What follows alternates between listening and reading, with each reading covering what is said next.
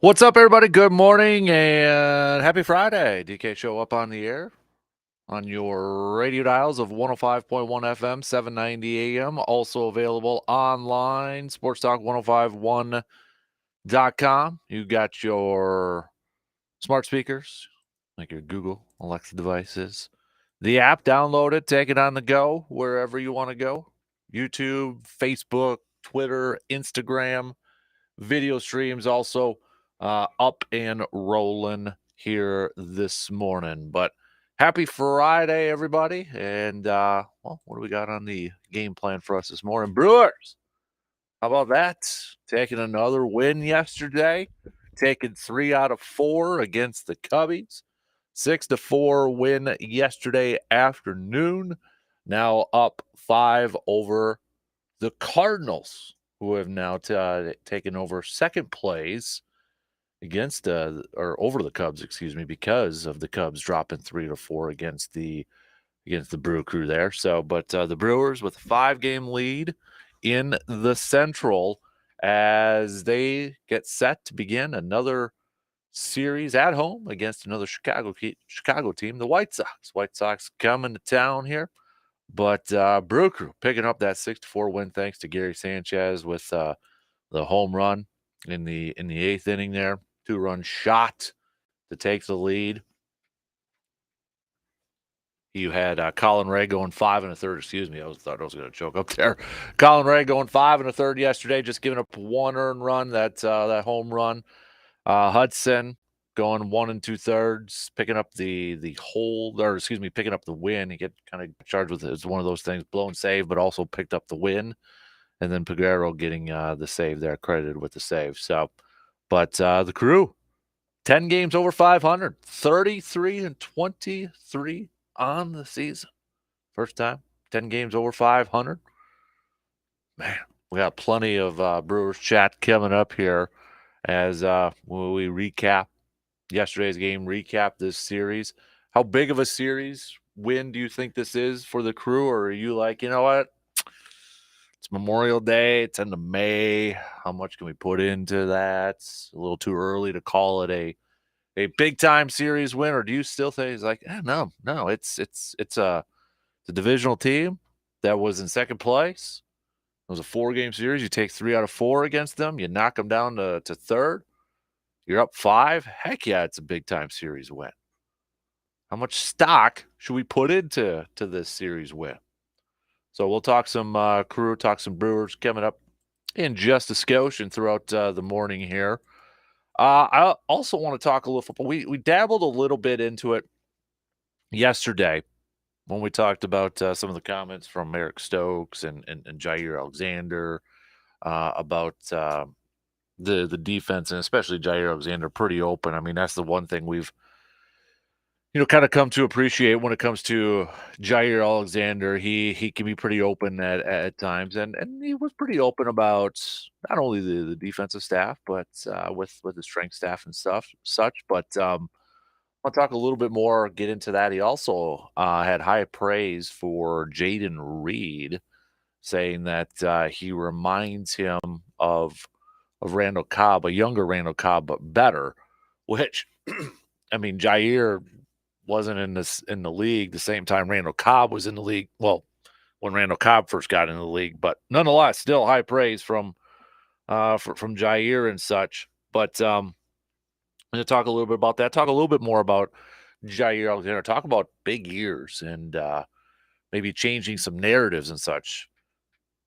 How important of it? How important? How big of a year is it for Jair this year in terms of, what happened last year? Kind of was weird, right? Kind of weird. Kind of maybe it was checked out. I don't know. It was just it was not a Jair year. I know he was hurt, banged up, but then you had some of the weird stuff going on. I know a couple years ago he was elected captain, and then the year after he wasn't. Sure seemed like it got to him. It bothered him. And then Jair now saying he's ready to be a leader that the Packers need him to be. So I think it's kind of an important year for Jair in terms of growth, but also to maybe get back to being one of the better defensive players in the entire league. And not to say he wasn't last year, but it was overshadowed by a lot of stuff that was going on because of, maybe some personality stuff or off-field stuff or heck on-field stuff and some drama in that. But I don't know, it feels like little rejuvenated, a little bit more focused here. And like we mentioned the other day, naturally that's going to happen when you have a new coaching staff in place, a new boss, new philosophy. There's going to be excitement. There's going to be, a lot of enthusiasm, confidence, and all that good stuff. So, but I want to talk a little football coming up a little bit later on here too. We're going to catch up with Dr. Crow, Triple Valley Orthopedics and Sports Medicine, for a little inside the training room just under an hour from now. Lots to catch up with him because I want to get his thoughts on what we heard from Stokes and Watson, what they found out from Madison with their soft tissue injuries, and how they're kind of rehabbing or working out to get better from that. So I want to talk to him and get his thoughts on that too. So we got Dr. Crow coming up here in just an hour for Inside the Training Room. We'll hit that up. We had Brandon on yesterday, so Brandon's going to be on the road here if he's not already on the road, but heading over to State Track and Field. So best of luck to all of the athletes and teams competing at State Track and Field. I know yesterday too was a big day in terms of some prep playoff action. Congrats to some of our local teams. So the teams are all the teams going to states for softball. That's Thorpe, Brandon's neck of the woods there. Fall Creek also going. Prescott, New Richmond took down Chippewa Falls to advance the state too. So baseball wise, North defeating Memorial to capture regional championship there too. So we had other baseball scores. Oliva Strum also advancing. So congrats to all the baseball teams who are still alive and getting closer and closer to a state trip. I know Memorial for tennis too. Memorial advances their doubles team at state tennis meet. So, but and soccer's been going on. Regis McDonald soccer beat Spooner and that, but a lot going on here.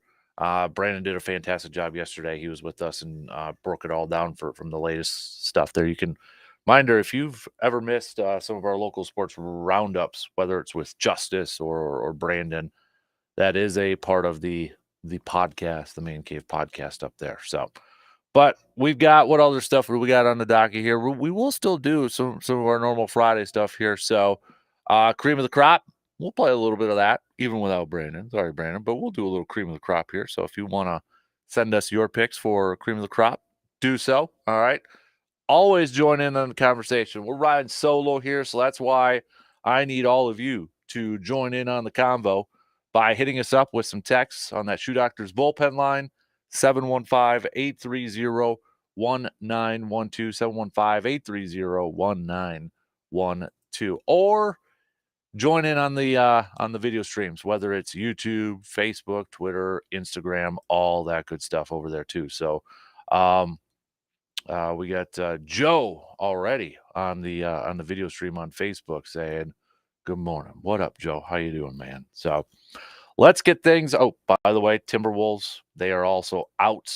They fell to the Dallas Mavericks yesterday, last night. Congrats to the Timberwolves on a fantastic season. That if you are a Timberwolves fan right now, if you're a Timberwolves fan, you're a little bit down.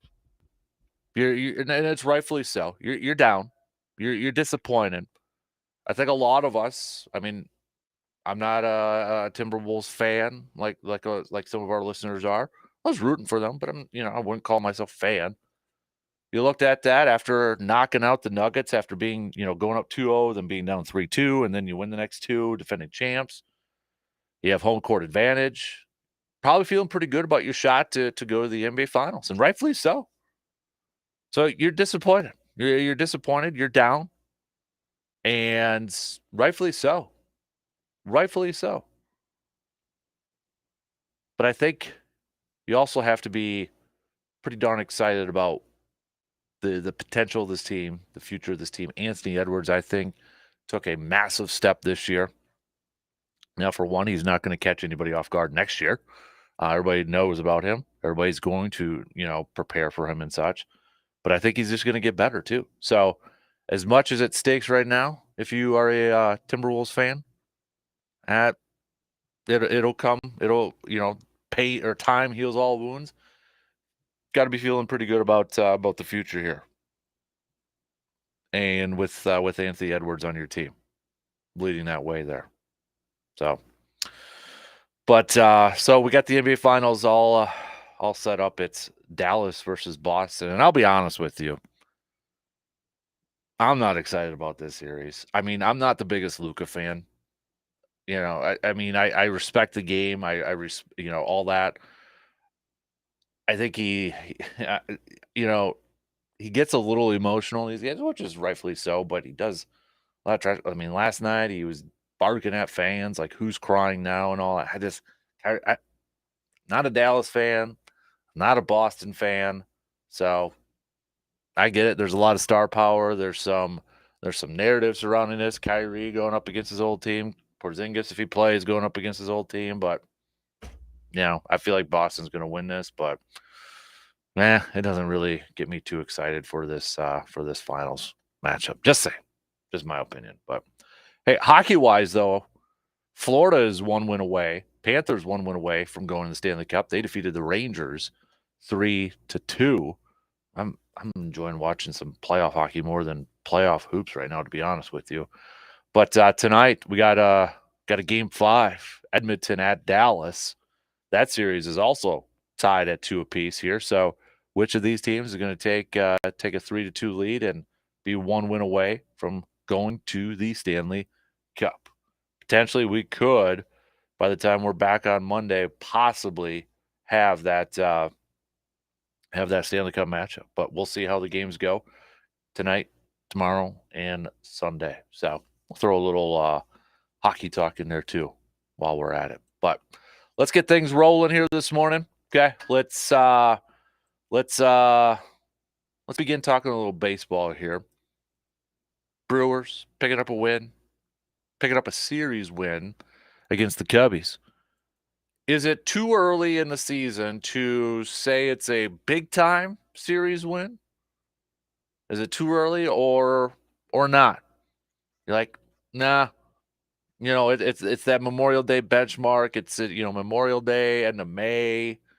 You take it 3 out of 4 against the Cubbies. It's a big-time series win. Is it too early to say that, or is it about right? With the win and with the series win, the Cubs are now in third place, 5.5 back from the Brewers.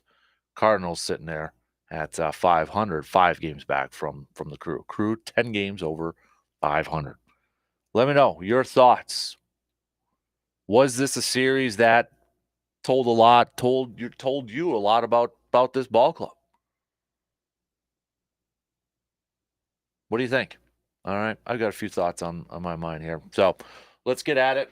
Pitter patter, let's get at her. First break coming up, and we'll get things going on this Friday morning.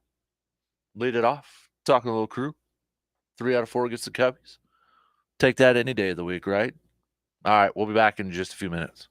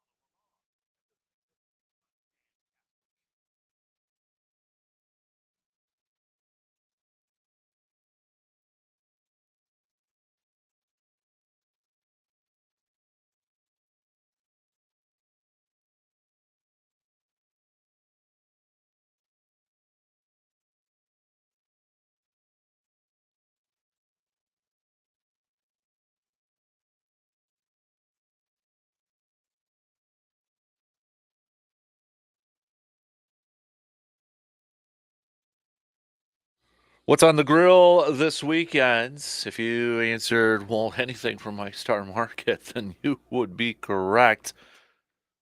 Head on over to our good friends on the west side of Eau Claire, Mike's Star Markets. Grab yourself some of those fantastic Bloody Mary brats. I got to pick those up yet for the weekend there, G-Man. But, or maybe you're craving a steak, high quality steak. Man, those steaks, difference in quality over there is fantastic. Or maybe you just want to put some burgers or whatever you got, whatever you're craving. Head on over to Mike's Star Market. Maybe grab some of the freeze dried candy over there too for the kids and surprise them. They got a bunch of stuff over there. So this weekend, when you're trying to figure out what's for dinner, what's for lunch, what to put on the grill and that, go and visit our good friends from Mike's Star Market on the west side of Eau Claire. Tonight's also too sports talk night at the Eau Claire Express game. Hopefully, as Joe said on our video stream over there, that hopefully the rain holds off, but it'll also be we'll have the mobile man cave over there. So big thanks to our sponsors in the mobile man cave, Toyson Ford, Carpet City Flooring Center, Woods and Water Realty, and the Elbow Room. So we'll have it set up over there before the game, but Express coming off of a loss last night. So they're going to get that W tonight going up against Badlands. So, all right, let's get things rolling. Speaking of baseball, let's get going here on the leadoff. Talking a little Brew Crew.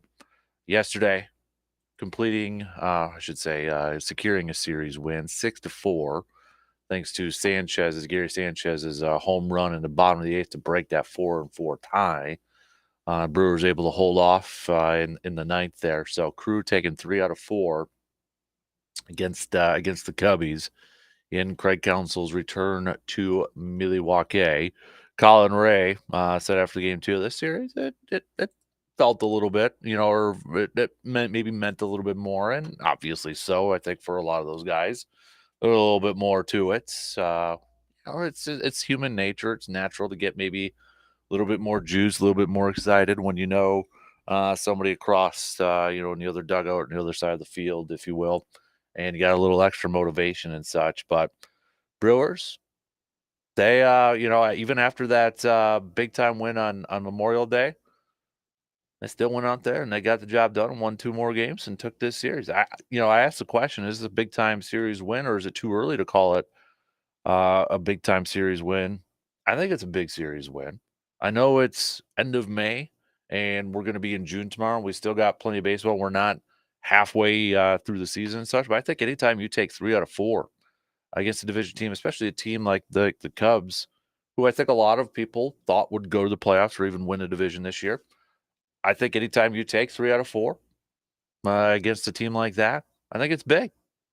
I think it's big. And then, you put yourself 10 games over 500. You've created a 5-game cushion from the next team in your league. Now, 5 games could be gone like that, in a week or two. That's the beauty of baseball there. But yeah, I would say it's a big series win, no doubt about it. And then, they're probably not of this mindset, but we as fans could have this mindset. Now you got the White Sox coming in. The White Sox, they're not a good team.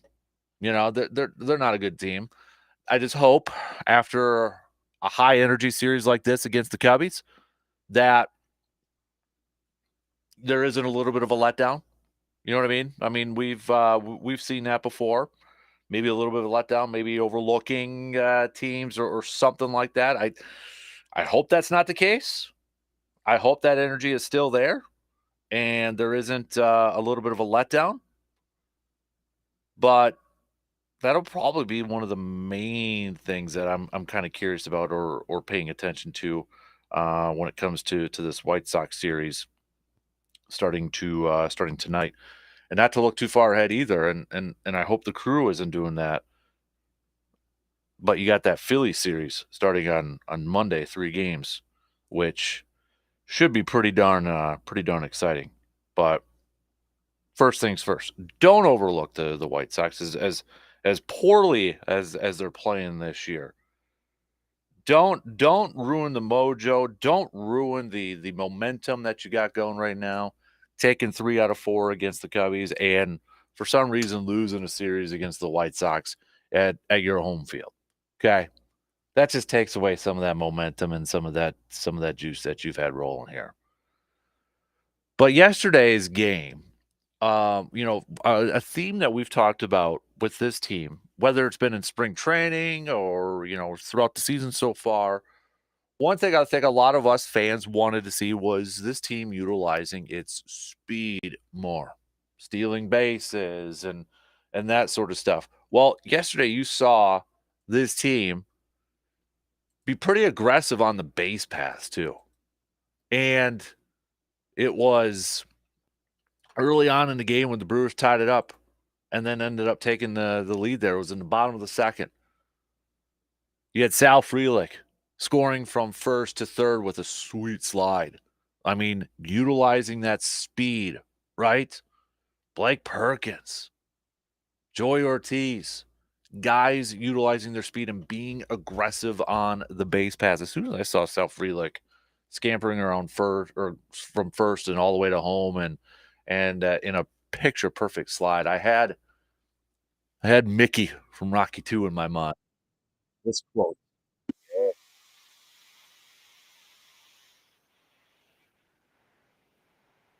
That's what the Brewers have right now with a lot of these guys. Greasy, fast, speed. Greasy, fast speed. Getting on base, whether it's terrain. I mean, Yelich has sneaky good speed. Frelick, Ortiz, Perkins, they're aggressive. They're not only just stealing those bases, but I mean, now they've got that threat of like, okay, we got a fast dude over at first. We may be a little bit more aggressive, and that guy potentially can get home from first. I love seeing this. Is it risky at times? Yeah, it is maybe. But come on, you got to utilize that. You got to take advantage of that. Put the pressure on the defense and such. I loved it. I love the speed. You got speed mixed in with a little power. You got a nice little mixture between the two. And Pat Murphy said after the game, you got to have multiple ways to beat a team. Offense means you're capable of doing a lot of different things.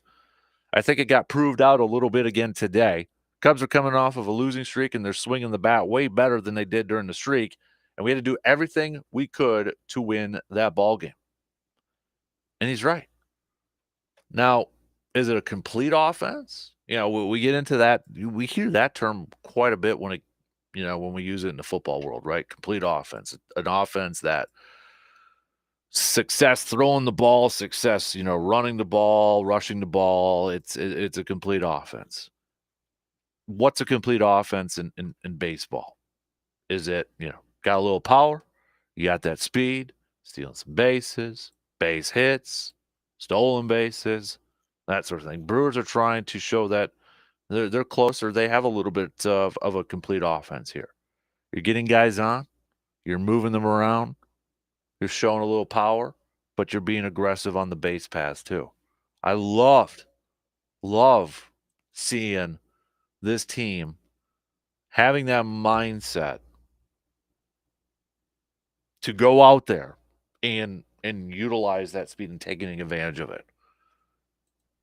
And it ain't going away. It just puts constant pressure on this on the opponents to do that. Right now, and here's the thing too. Brewers took 3 out of 4 against the Cubbies here. And really, William Contreras, if you look at his last 15 games, I mean, William Contreras, little bit of a slump. A slump might be a little dramatic, but I mean, when you look at his last 15 games, yes, he's had 3 home runs, but his average was at 222 on base, 358 or 258, slugging 429. You want to narrow it down to his last 7 games? Just hitting 207, 233 on base, 345 slugging. Yet Brewers are still able to get it done, even with maybe their best hitter, Contreras, kind of coming down to earth a little bit, or just going a little mini slump, if that's what you want to call it. But it's because you have guys like Blake Perkins now, who in his last 43 at-bats is hitting 302, 318 in his last 7 games. He had a couple more hits yesterday after having a career game the other night back on the 29th. 2 hits, including a 2-run shot, and all of his defensive plays over there. What does he do? He comes back and collects a couple more hits yesterday. I mean, the guy is taking advantage of his opportunities right now.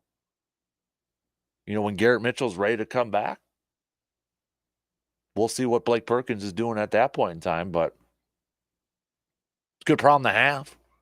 You got Joey Ortiz, who, excuse me, I'm, man, so I'll say this. Last night after Little League, Hudson and I were coming back from the game, and we were talking a little bit about Brewers and such, and he asked me, who are my favorite players, for the Brewers and such, and I'm like, I'm really liking Joey Ortiz, man. I'm really liking what Joey Ortiz brings to the table. Just solid defensive work, flash in the glove, but the improvements he has made from the offensive standpoint, his last 15 games, he's hitting .333, slugging .569, and he's got an on base of 426. We've seen this guy kind of bat all over the lineup too.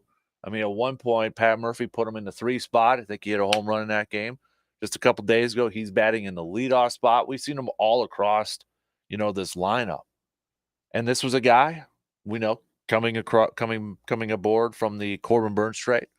We heard about great defense. He's going to probably be the future shortstop of this team. Just, flash in the leather. Probably could be better at offense. Needs to get better at offense, more consistent. Right now, he's sitting there at 281 with an OPS of an 877 this season. I'm really liking this kid, this Joey Ortiz kid, and what he can do, the versatility he could bring. Now, will he be the starting shortstop next year? I mean, a lot depends on Willy Adames, right? I don't think the Brewers will re-sign him, but I really like this Ortiz kid and what he's shown, what he's displayed so far. And the versatility he's shown to, where Pat Murphy's comfortable kind of putting him all across the lineup, it seems like, at this point in time. But you look at this lineup, this offensive lineup. I mean, you got Terang. He's not a power hitter, right? He's a table setter. He's getting you on base, and once he gets a base hit, he's going to steal a base. Contreras has shown some power, but he can hit all over the field. Yelich has shown some power this year. Adames has really shown some power this year again. Now tied up there with Hoskins. Home run count. Bowers, had a couple errors. First base and such, struggled there. But, once Hoskins comes back, he's the power guy. He's shown that. Sanchez has shown power. Frelick right now, I mean, he's more of an on-base. I mean, a typical Brewers, let's say, I don't know if I want to say typical, a normal, I guess it's typical, but when you look at a lineup for this Brewers, it starts off with like Terang as a table setter. Contreras can do a couple different things, can show the power, but, hit all around the field, moving them around. Yelich has power. Adames has power. Hoskins has power. Then you kind of reset it again. Frelick, looking at what Sal Frelick has done, maybe kind of getting not enough attention, but Sal Frelick too, in his last 15 games, this guy has hit 283 with a couple home runs. Last 7 games, he's actually over 300, hitting over 300. But it's got that nice mixture of your top 5, and then it kind of resets with on base, more speed guys of Sal Frelick, Ortiz, and then Perkins. I like how this lineup is made. I know the other day we asked about, do you think this offense is not only good enough to get to the postseason, but maybe to win a series or make a little bit of a deep run? I like the makeup. If everybody's, and we're going to have slumps, we're going to have down games and that sort of stuff. But to have Terang at the top, be a threat to steal bases, you have Contreras that can go, all over the field, followed up by Yelich and Adames and Hoskins with some power there, and you kind of reset it there with Frelick, Ortiz, and Perkins, and, maybe Sanchez too with a little bit more power if you want to do a little DH action there. I like it. I like how this all kind of sets up here. And we saw it at the bottom of the order yesterday too. Frelick getting on. Ortiz utilizing that speed. Perkins, base hits. They don't have a lot of power, but man, if they get a hit and they're on and another one of those guys gets a hit, utilizing that speed, that's a threat. They can do it in a bunch of different ways right now. I like it. But with the White Sox now coming to town, do not, please, for all that is good, overlook the White Sox.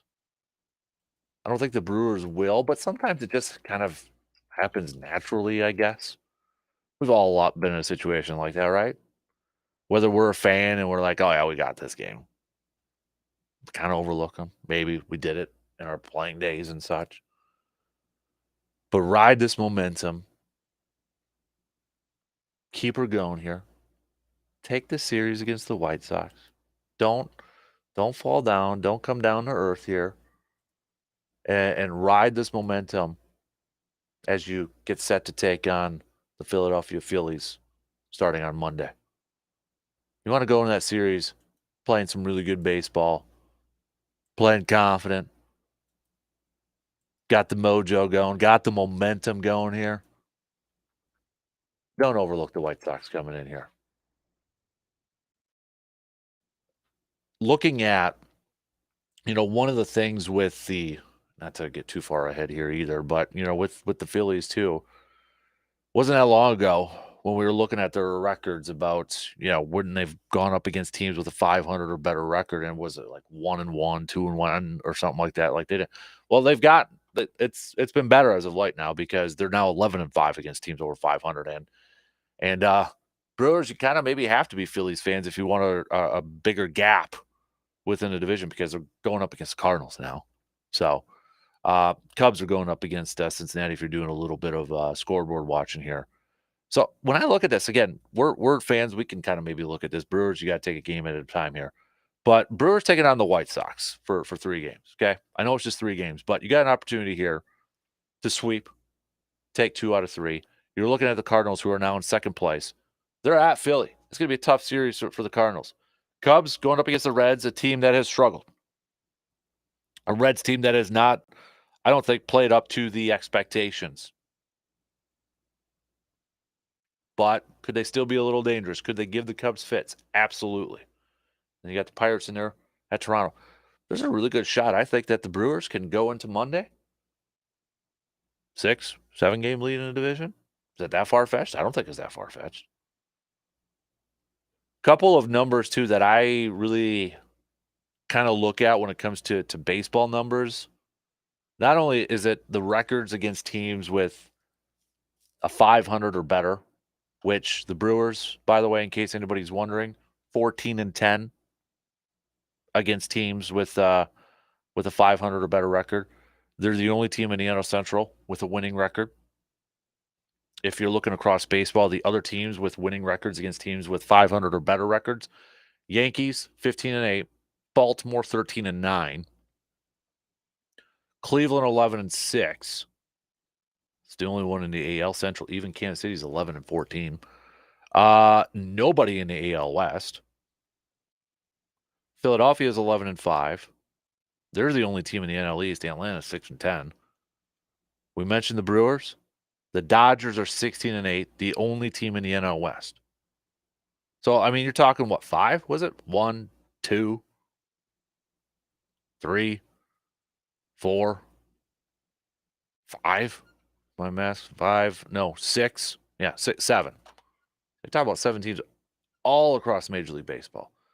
The other number I always kind of take a look at here, too, is run differential. Brewers are the only team in the Central with a positive run differential. 52. Plus 52. Only team in their division with that. Remember the last couple of years, it was always kind of like Brewers are about even or such. 2023. And this is kind of, I don't know what's going on with the offense with the Cubs here. Cubs last year had a plus 96. Plus 96. They're negative this year. Cubs right now, minus 10. -10. This NL Central is here for the taking for the Crew. I mean, come on now. Give credit to the Cardinals. They're playing some fantastic baseball. They're 8-2 in their last 10. They got a tough series here, but this is the Brewers. Is it too early to say this is the Brewers division to win? I don't think so. No way. And they're doing this too when you got guys banged up. Hoskins is going to be coming back, it sounds like, any day now. Devin Williams is going to be coming back in July. They're getting it done in July. I mean, they're getting it done without their best relief pitcher, their closer in that. Man, I think the team's only going to get back. And I do believe, I know it's a little early maybe to be talking about this, but I do believe at this point in time, they're probably going to make some moves at the deadline to bolster this roster. All right, let's take a quick break here. We'll finish up the first hour. Coming up next hour too, I want to talk a little green and gold, talk a little Packers, OTAs and such, but I want to talk about Jair Alexander and such. I know we kind of dabbled on it a little bit yesterday, but I want to hit it up more here and talk about what I think is kind of a big year for Jair coming up. So I'll explain that coming up in the next hour. But quick break. We'll be back in just a couple minutes.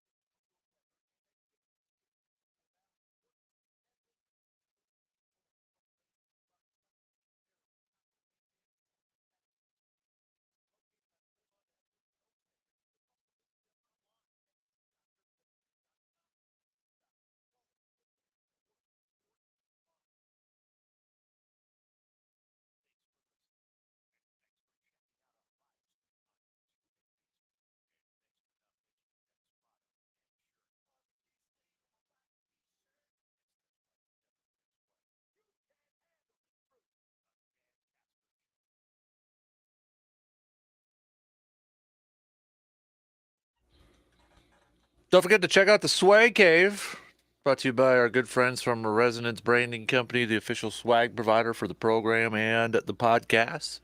Got some hats, got some tees, got some hoodies, long sleeve tees, all that good stuff there. You want that link? I'll even be nice. I'll text it to you. Just hit me up with the text and I'll send you back a link over there too. So Swag Cave, a lot of good stuff up there. Hey, also, we've got another Milwaukee baseball bus going on. We got Brewers versus Twins, WiscoTrips.com. All right, head over to WiscoTrips.com or SportsTalk1051.com. We got an icon right there on the homepage there for the July 21st game. July 21st. That's the Sunday day game. Brew Crew taking on the 20s 110. Just $95. $95. Terrace level game ticket, round trip, motor coach, transportation. Bus will leave 9 a.m. Sunday, July 21st. So more details again, just go to sportstalk1051.com or wiscotrips.com. Quick text here. We got texters saying with all the injuries they have, they continue to win. I think it only builds confidence. Plus, they are setting up well until players, especially pitchers, come back with all their injuries. He could have put them in a hole where it would have been hard to get out even this early. You know, I was thinking of this too. Obviously, Pat Murphy's getting a lot of love and attention and credit, and rightfully so. How ironic would it be, projecting a little bit and getting a little too far ahead? I understand that. But how ironic would it be if Pat Murphy won Manager of the Year in his first year? Council never won it with the Brewers, even though he probably should have. I think we all would agree. You know, put the animosity aside and such. We all kind of wondered why Council never won Manager of the Year with the Brewers. How ironic would it be if Pat Murphy would win it first year managing this ball club? I don't think it's completely out of the realm right now. In the National League, I don't think it's completely out of the realm. I mean, you know, Philly's probably a bit there and such, but no, something to maybe kind of follow along here a little bit, but we'll see. Long way to go before that, no doubt about it. So, looking at this series with the White Sox coming up here, your pitching matchups for the for the Brewers going tonight is going to be Myers for the Crew here. And then we got Robert Gasser on Saturday. Freddie Peralta is going to get the series finale on Sunday. So no Freddie Peralta or Robert Gasser going up against the Phillies in that series. So, but tonight we'll see Myers again here. Get another shot to be Tobias Myers here. He's coming off of his last performance against Boston. Picked up a no decision, pitched 4 1/3, gave up 6 hits, just 1 earned run in that performance. So hopefully he can kind of build upon that. I'm excited every time Robert Gasser is going to be on the mound now for the Crew, though. I'm going to be excited to see what this kid can do. I mean, eventually he's probably going to have one of those outings that's just it's going to be bad. He's going to have it, but so far, I mean, his worst outing is probably Miami, where he picked up the no decision, six innings, 10 hits, 4 earned runs, didn't strike out anybody, didn't walk anybody. I mean, that's easily his worst outing by far. But 3 out of his 4 starts, he's been pretty darn electric. 2-0 with a 1.96 ERA, and he's coming off of that big-time performance on Memorial Day where he went 6 innings, 3 hits, and 7 strikeouts. So anytime now Robert Gasser's on the mound for the Crew, that's appointment listening, that's appointment watching, because I can't wait to see what he's going to do this time. If he's going to continue doing what he's been doing so far to begin his career. It's been freaking fantastic right now. So, and then Peralta with the series finale on Sunday. So, Hoskins mentioned it a little bit earlier. He could potentially be getting close to a return here. Sure seems like for sure that he could return this weekend potentially. as soon as this weekend. I could see him. I think he'd really want to play against Philly. As Brandon and I were kind of talking a little bit about it yesterday. Brandon mentioned it too. Going up against his former team and that. But it potentially could maybe get close, maybe get some at bats this weekend and that. But it sure seems like it's trending that he will at least be with the team when they go to Philly on Monday. So you're getting another power bat back in the lineup, in the middle of that lineup. You're getting him. It's gonna be a nice boost for there. Again, that mixture. Table setters at the top with Terrain. You got Contreras that could do a little bit of both, and then some power hitters, and then more speed and power table setters, base hitters at that bottom of that lineup. I like it. I like it a lot. All right, coming up next hour, we're going to kick off the second hour, catching up with Dr. Crow for a little inside the training room, Chippewa Valley Orthopedics and Sports Medicine. We'll get his thoughts on the Eric Stokes and Christian Watson. That's been a topic the last couple weeks here with their visit down to Madtown to figure out their soft tissue injuries and what they found out. So we'll get Dr. Crow's thoughts on that for our Inside the Training Room. And then I want to talk a little green and gold. I want to talk a little bit about Jair Alexander coming up in the next hour too. So we'll get to that. Don't forget to send me your cream of the crops. Who's your cream of the crop? Hit me up with a text on that Shoe Doctors bullpen line, all right? 715-830-1912. Or you can comment on the video stream if you'd like, if that's easier for you to do that too. Who's your cream of the crop? We'll get back to some more baseball talk here too with the crew. Taking that series win against the Cubbies and now getting set for the series against the White Sox. So we'll finish up the first hour though with Morgan. Good morning, Morgs. Excited for the game tonight? Hopefully the rain holds off. I know, it's kind of what I was looking at too. Maybe the radar will cooperate to get out there. First game for you this season? For the Express? Yeah. Yeah. Okay. Yep. Good deal. We were in the bleachers last night. They took it into extra innings for a 1-point win in Boyceville, so the girls working hard. But lots of softball action now in the fields there for parents too. So. Oh yeah. So when you're thinking about the game, obviously we've got the players. What ball are you throwing around in your hands right now? Oh, it's just a Brewer wants my stress ball. Okay. You got stress today? No, it's just sometimes I like throwing the ball. All right. So where do you fall on pitching? Did you ever try it? Oh yeah. And where are you at on it? I was, not to brag. Yeah. I was pretty good in Little League. Yeah? Were you in the lineup? Yeah. So is Hudson now also in the pitching lineup? Is he interested? Too young for that right now. Okay. Does he have an interest though? I mean, like looking in that direction? I think so. Okay. Yeah. So back on the mound. Yeah. Well, away from the mound, I had our Wednesday wild card that we didn't get to because we were chatting about other stuff. So Friday, you got to answer this question, and we'll put you up against the people that chimed in online. Should fans be censored? So think about it. You pay for a ticket, you pay a bunch of money, you're in Lambeau, and you get seated next to somebody that's up to a bunch of jackwagonry in the stands. What do you think about that? Should fans be censored? No, I don't think so. You think you just deal with it? That's what you sign up for? Yeah. Do you remember a game that you sat next to bad fans at? Oh, yeah. At any level? Yep. What was the standout? One was a Bears fan. One was at actually Lambeau? At Lambeau. Okay. But then there was one I was at. It was a Lambeau game. It was actually a Packers fan. It's just they're dumb. Like they were playing the Vikings in a playoff game, and this guy was just going off on how bad Adrian Peterson was, and that was when he won the MVP. I'm like, is that when he wiped his butt on the goalpost though? No. Oh, no, okay, that's because I was Moss. at that game. That's yeah. Yeah. Okay. Adrian Peterson. This was like 2012 or 13. Okay.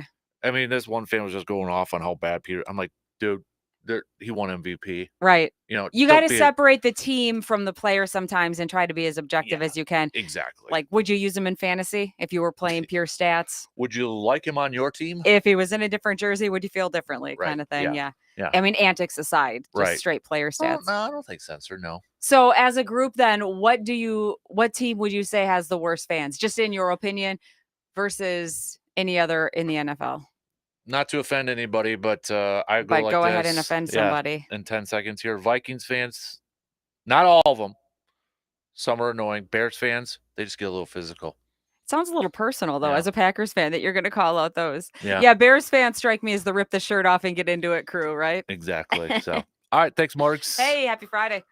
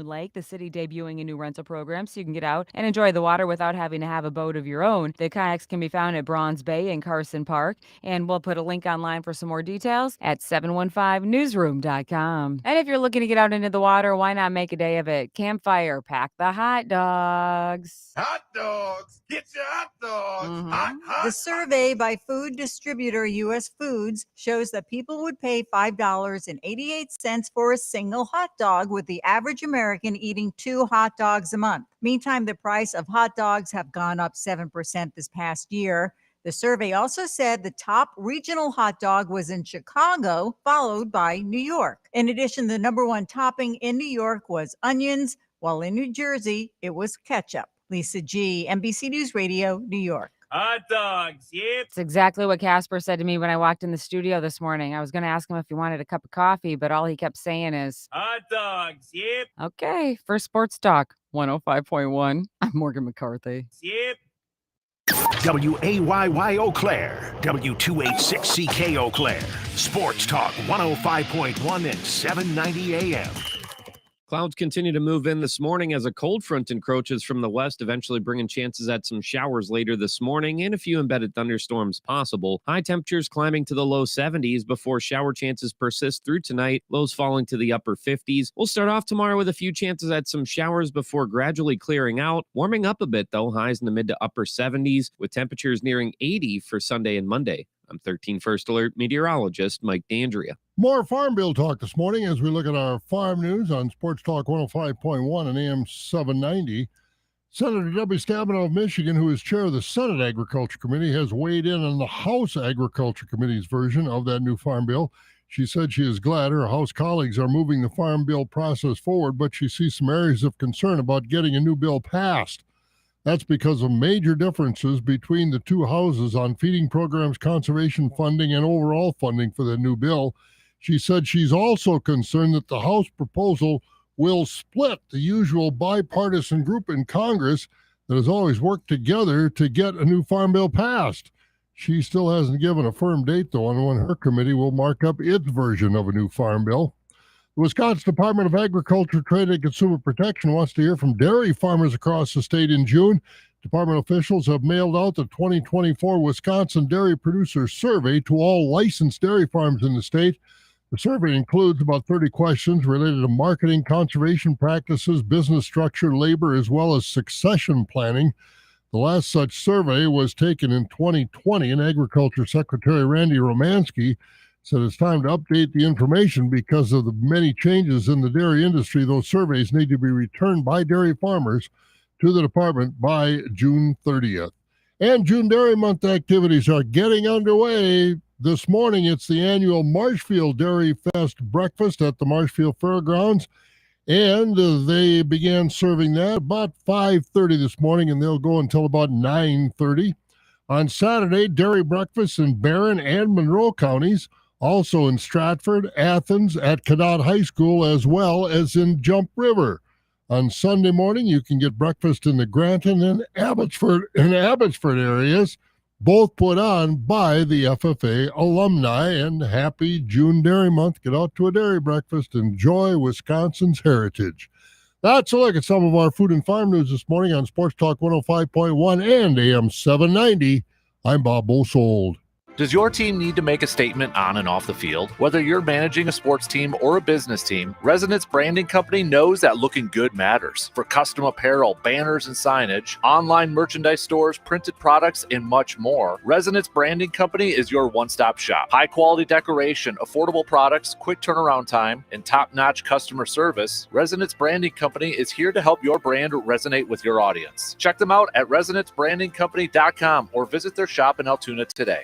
Protect your family, your phone, and your furry friends with life, electronic device, and pet health insurance. Get a quote at Progressive.com. That's Progressive.com. Ladies and gentlemen, sports aficionados and armchair quarterbacks, welcome to the Dan Kasper Show, where sports passion meets expert analysis. Dan's encyclopedic knowledge and infectious passion for all things sports is both impressive and sad. I have many leather-bound books. So get ready to laugh, cheer, and maybe even facepalm a few times. At no point in your rambling, incoherent response were you even close to anything that could be considered a rational thought? It's the Dan Kasper Show.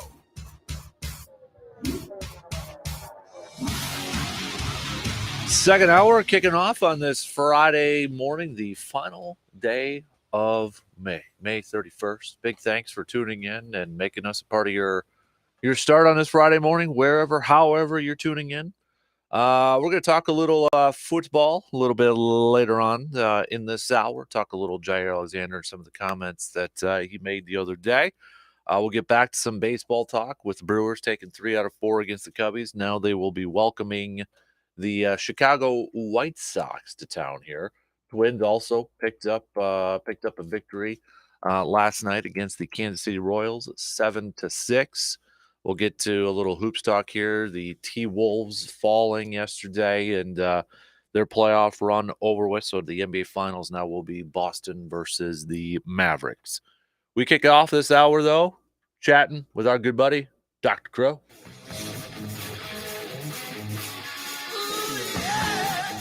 Paging Dr. Crow. Breaking down the latest in sports injuries. It's time for Inside the Training Room with Dr. Crow. On the Dan Kasper Show. He is Dr. Crow from Chippewa Valley Orthopedics and Sports Medicine for another edition of Inside the Training Room. How you doing this morning, Austin? A little sad about the T-Wolves, but, I'll get over it. Yeah, got to be down, but you got to be excited for the future, though, too, right? With Anthony Edwards, I think, he's just going to continue to get better, right? Yeah. I mean, he obviously had a little bit of struggles against the Mavs, but, I mean, what he did is at 22 years old, the future's bright. I think we have a lot of pieces. So, I mean, at the beginning of the season, if you had told me we would have made it to the Western Conference Finals, I would have taken it in a heartbeat. So you can't be too sad, but after we beat the Nuggets, I thought we might have had a little mojo going, and it just wasn't enough. I mean, that Luka is just, unreal. Yeah, man. Do you think Cat? Do you want him around and Rudy Gobert? Do you think you need some more pieces around Edwards? I do think they need to be different. Honestly, I mean, it's hard to say. I thought we, for whatever reason, ran the offense through Rudy too much in the first half last night. I have no idea why we kept dumping into him. I mean, he's a defensive powerhouse, but on the offensive end, not so much. But Cat's streaky. When he's hot, he's elite. When he's not, he's a liability and on the defensive end. So I think that there's going to have to be a couple of changes, but I don't think we're that far away from an elite team. I mean, I think we overachieved a little bit this year, but I think we have pieces to be solid for the foreseeable future. I agree, man. I agree. Hey, I know this was a couple of weeks ago, but I want to bring it up and get your thoughts. So I texted it to you a couple weeks ago. Again, David Bakhtiari, but this was a report that said that Dr. Brian Cole proclaimed him on schedule for a 2024 season return. This is from Ian Rappaport. Cole said, Cole is the chairman of orthopedics at Rush University Medical Center in Chicago and chairman of surgery at Oak Park Hospital. So for us who don't know who Dr. Brian Cole is, how big of an endorsement is this for David Bakhtiari to get that endorsement from him? I mean, he's up there. I mean, there's probably 3 or 4 biggest names in sports medicine. I mean, James Andrews is historically been probably the top one, but Brian Cole is a close second probably. Neil Elatrash out in LA. I mean, there's a handful of names that just every single orthopedic surgeon knows who they are, and he's one of them. Rush is a fantastic program out of Chicago. And so, yeah, I mean, to hear him say that certainly holds a lot of weight. I'm sure he did it off a combination of physical exam, patient complaints, and MRI. And that's all great. Don't get me wrong. Obviously, the real question is how does that knee handle the stress of a football season? But you can't get any better than someone saying it looks great and he's on pace. So certainly, hopefully that's true, and he's going to get back and be able to compete. But those kind of cartilage procedures, and we had talked about his a couple times in the past, but he had that Macy procedure where they basically harvest some cartilage, grow it, and then replant it back in. It can work very well, and when it works, it can be great. Not all cartilage procedures take, unfortunately. So it's a challenge, and that's one of the biggest challenges we face as orthopedic surgeons is patients with cartilage injuries. And so it's good to see that he's going in the right direction. Time will tell, but again, that's certainly great news. Staying with the Packers here for a couple, Eric Stokes and Christian Watson, who we had heard, a while back that they were going to visit some specialists at University of Wisconsin, and we got to hear from Watson and Stokes exactly what they found out. And for Stokes, he said he was told that his foot, remember he had that foot injury a couple of years ago, he said his foot wasn't strong enough, and so his hamstring and calf was putting extra pressure on there. And then Watson, he said his leg strength, the symmetry was off, where one leg was stronger than the other. I guess my question is that, do you think because there was an overusage on one side when they were maybe recovering from an injury on the other side of the legs? It's certainly possible. We see that. I mean, there's always compensatory things that happen. So whether it's an opposite or contralateral injury or something in the same limb where it just forces stress, I mean, we compensate, right? So if you have a sore, fill in the blank, ankle, knee, whatever, it's not like you just stop doing it, right? You limp, you walk funny. Really what that is you're shifting weight to other parts of your body. That's all that it is. Our body's saying, I'm going to do this, whether it hurts or not, and your body compensates. And so that's obvious, right? You see someone limping, you can see from a mile away something's wrong. It doesn't always have to be so glaringly obvious. And when you're talking about an elite athlete trying to sprint or jump and they're putting extreme forces across their body, those subtle kind of compensatory mechanisms can result in injury. So, I mean, can you tie it to that 100%? I don't think so. It's certainly multifactorial, but to see that and address it should hopefully decrease the risk of injury in the future. Is this something new to, it's the University of Wisconsin's School of Medicine and Public Health that they showed, or if you've heard of tests like this, where like I'm reading a little bit about Watson, where it says test showed a muscle imbalance in his legs. And then, they got it down to the percentage where one was 20% more than 20% strength more than the other one. And they're trying to get it to about 6% symmetry. Is this kind of a newer thing, or has this been around for a while? No, that kind of biodex testing or strength testing, we've been doing that for a long time. And there is, even though it sounds very, very objective, right, it's giving us an exact number, there's still some subjectivity to it. So it's not like you can just put that in the bank as a fact, but it definitely gives us nice clues. So, it's been used historically. One of the big initial pushes was in rehab for ACLs, where there kind of used to be these studies that said you need to be at least 85 or 90% of your contralateral leg to return to play from an ACL. The studies bore out that wasn't necessarily completely accurate, but it is definitely a good test for us to say, all right, are you getting back to where you were prior to injury? And then, of course, you can use it for other things like this, where it's like, is there another muscle imbalance occurring in the hips, knees, wherever it may be? So, yeah, that testing has been around for quite some time. And they try, again, give us very kind of quantitative numbers, but it's a little subjective. And probably, I would assume it's kind of similar to David Bakhtiari, progressing well, but let's actually see it on the field when the games count. Yeah, as always. Hey, I wanted to ask you about this again here too. This was from an interview a couple of weeks ago, but I was a big Penny Hardaway fan as a kid. I was a huge Penny Hardaway fan, and we know injuries kind of derailed his career there. He had a quote in an interview that he did in a podcast that said his decision to have microfracture surgery on his knee was, quote, the worst decision I've ever made. And apparently that procedure is no longer practiced by doctors. Can you give us a little bit of a background on what a microfracture surgery is? So microfracture is definitely still done every day around the country, so that's not true. So let's take a step back. What is microfracture? So before you answer that question, you have to ask, what are you doing it for? So this is back to cartilage defects. So when a patient has an injury to an area of cartilage, if it's relatively small and relatively focal, meaning it's a small little spot as opposed to like the whole entire joint kind of falling apart, you can go down, you scrape away what little cartilage remains. You want a nice even edge, we call it a shoulder, and then you can actually poke little holes in the bone. Inside the bone, you have bone marrow and there's stem cells that'll come back and fill that with a clot. You have the patient do physical therapy, moving the leg.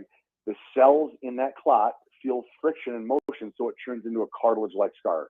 So it's not real cartilage, but it's like we call it fibrocartilage. So it's similar to cartilage, so it fills in the pothole. That's basically the idea behind the microfracture. And we know that microfracture is not as good as some of the more advanced other techniques. The issue lies in several things. One, insurance companies. So often they won't pay for the more advanced ones without attempting a microfracture first. So they'll say, well, has it failed a microfracture? And it also has to do with like the size of the lesion. So if they're relatively small, microfracture actually can work. Studies have shown for less than a square centimeter lesion, that can work actually reasonably well. Now, if you get bigger or you have bony involvement, then you have to start talking about different procedures where we take like a core plug of bone and cartilage or a Macy procedure, things like that. So the Penny Hardaway really should have said the biggest regret in my career was getting a cartilage injury, because that is what undid him. The surgeon was trying to address the fact he had cartilage damage. So we don't microfracture healthy tissue. So it's not like you go into a knee and say, let's microfracture this condyle and see what happens. I mean, you do it because there's already a defect in the cartilage. So he was unhappy with the results. And if it was a bigger lesion, or even if it's smaller, it just didn't work. Yeah, I mean, it does not have a 100% success rate. And so whenever I counsel a patient that we're talking about doing microfracture, we always say, look, this may heal. It may heal well. But even if it does, it doesn't necessarily last for a long time. And when it doesn't heal well, you're basically back to where you were before. Now, in its current day and age of medicine, we have newer techniques where when Penny was playing, it was really, that was kind of it. You had your microfracture. There wasn't cartilage grafting. There wasn't allograft plugs. There wasn't autograft plugs. So the options are certainly more numerous for the athletes now, which is great. But yeah, again, and it is, I'm sure we all remember him playing, and when he played, he was elite. He was one of my favorite players as a kid as well. And to see a career cut short with that, it's always tragic. But it's really the cartilage injury that began it.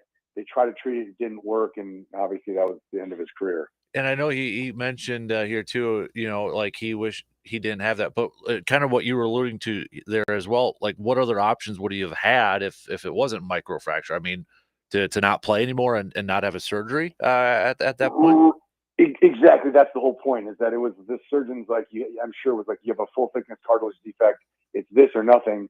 Clearly, it wasn't doing well without it. Otherwise, you wouldn't do the procedure. So, again, I don't know every detail, but that certainly is obvious reading between the lines. So, yeah, it is. We've come a long way. We've come a long way in how we treat cartilage lesions. So we have made great strides.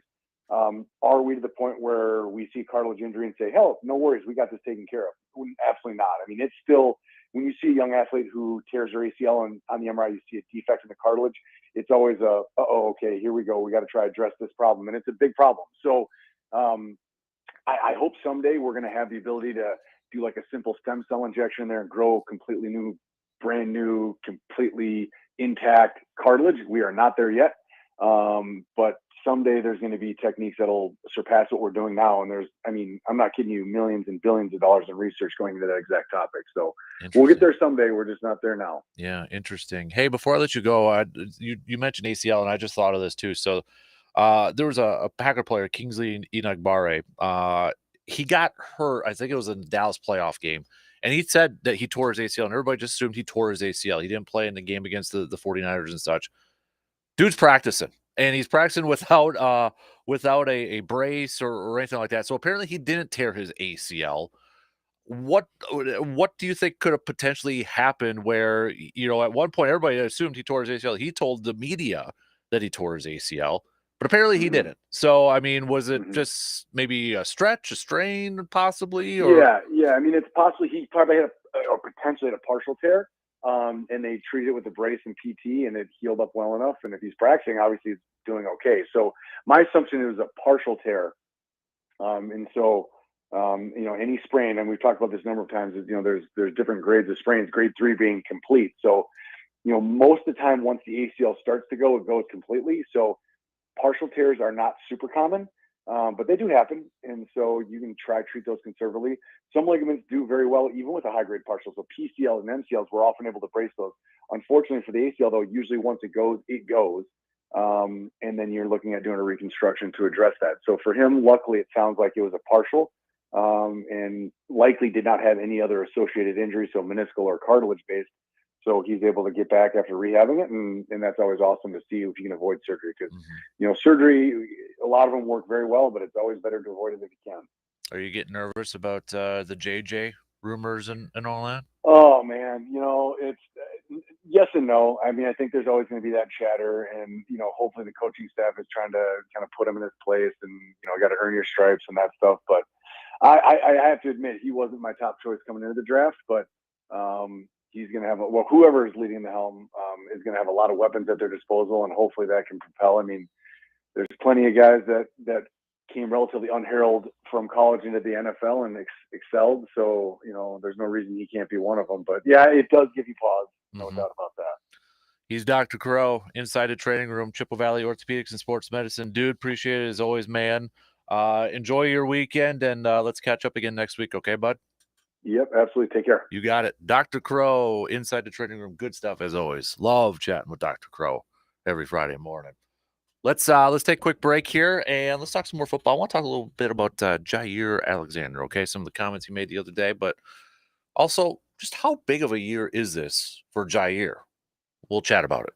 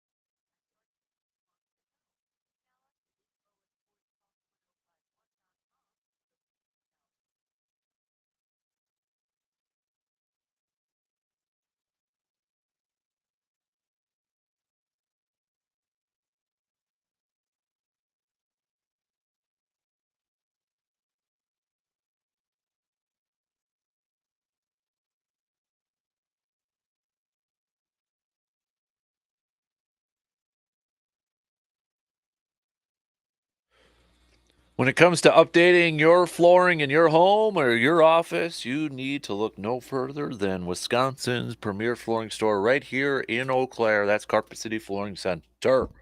Whether it's some new carpets, some tile, luxury vinyl planks, or hey, maybe you even want to do a little updating with the shower tile and such, they can help you out. Just go give them a visit today, whether it's Ben, whether it's Aaron, or the entire staff over there at Carpet City Flooring Center. Stop by. They'll help you find just what you're looking for. That'll look amazing in your space, but also work right in your budget too. So many different styles, so many options. They're fantastic teammates. They're just awesome people overall over there. They'll help you out. So go visit them today for all of your flooring needs, or like I mentioned too, follow their Facebook page, because some of the pictures that they post up of some of the remodeling projects that they've been doing, or some updating, some fantastic work. Makes me a little jealous, especially with some of their bathrooms over there that they've been doing. But check out their Facebook page, and you can see some of the work that they've been doing, and just the different products that they have out there to really make your space stand out from the rest. All right, let's talk switching gears here a little bit. I do want to talk a little football here. I know OTAs and such going on here, but I want to talk a little bit about Jair Alexander. So we kind of casually touched on it yesterday, some of the comments he made, but I want to kind of bring him back up and that. But Jair, this was a couple days ago, first time media got to talk with him and get his thoughts and that sort of stuff. But some of the comments he made. Let me bring him up here just so I can say them back. This is from Matt Schneidman, who covers the Packers here. But he'd said Jair explains how defensive and strength staff changes definitely have improved his happiness and connectedness to the team. On the prior staff in that regard, I wouldn't say it was missing, but it wasn't as easy as it was with the new staff. They have been great. They have been great. So, Jair, kind of saying not only just the defensive side, but also kind of giving a shout out to the strength and conditioning staff over there too. And last year, we know Jair, and the last couple of years, Jair's been dealing with some injuries. But last year was just kind of a weird year. Is that the best word to describe it? Weird year? Like with everything going on with, the coin toss thing or whatever, and then just some other, not all the OTAs, not going to OTAs and giving up essentially $700,000 and bonuses, workout bonuses. It just got started off kind of weird, and it was kind of weird, and it just, and I think that's what fueled a lot of people speculating whether Jair was not going to be on the team this year, whether the Packers were going to try to trade him and move on from him. Guy gets suspended, for a game at the end of the season.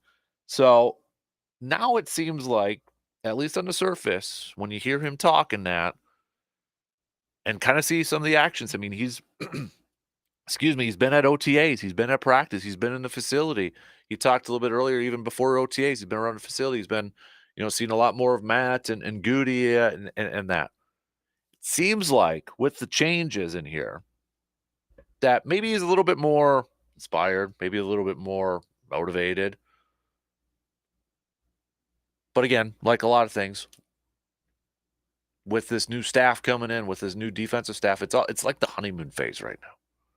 Everybody's excited. Eric Stokes the other day, talking about how much he loves Hayfley and talks about, what he wants to do and all that.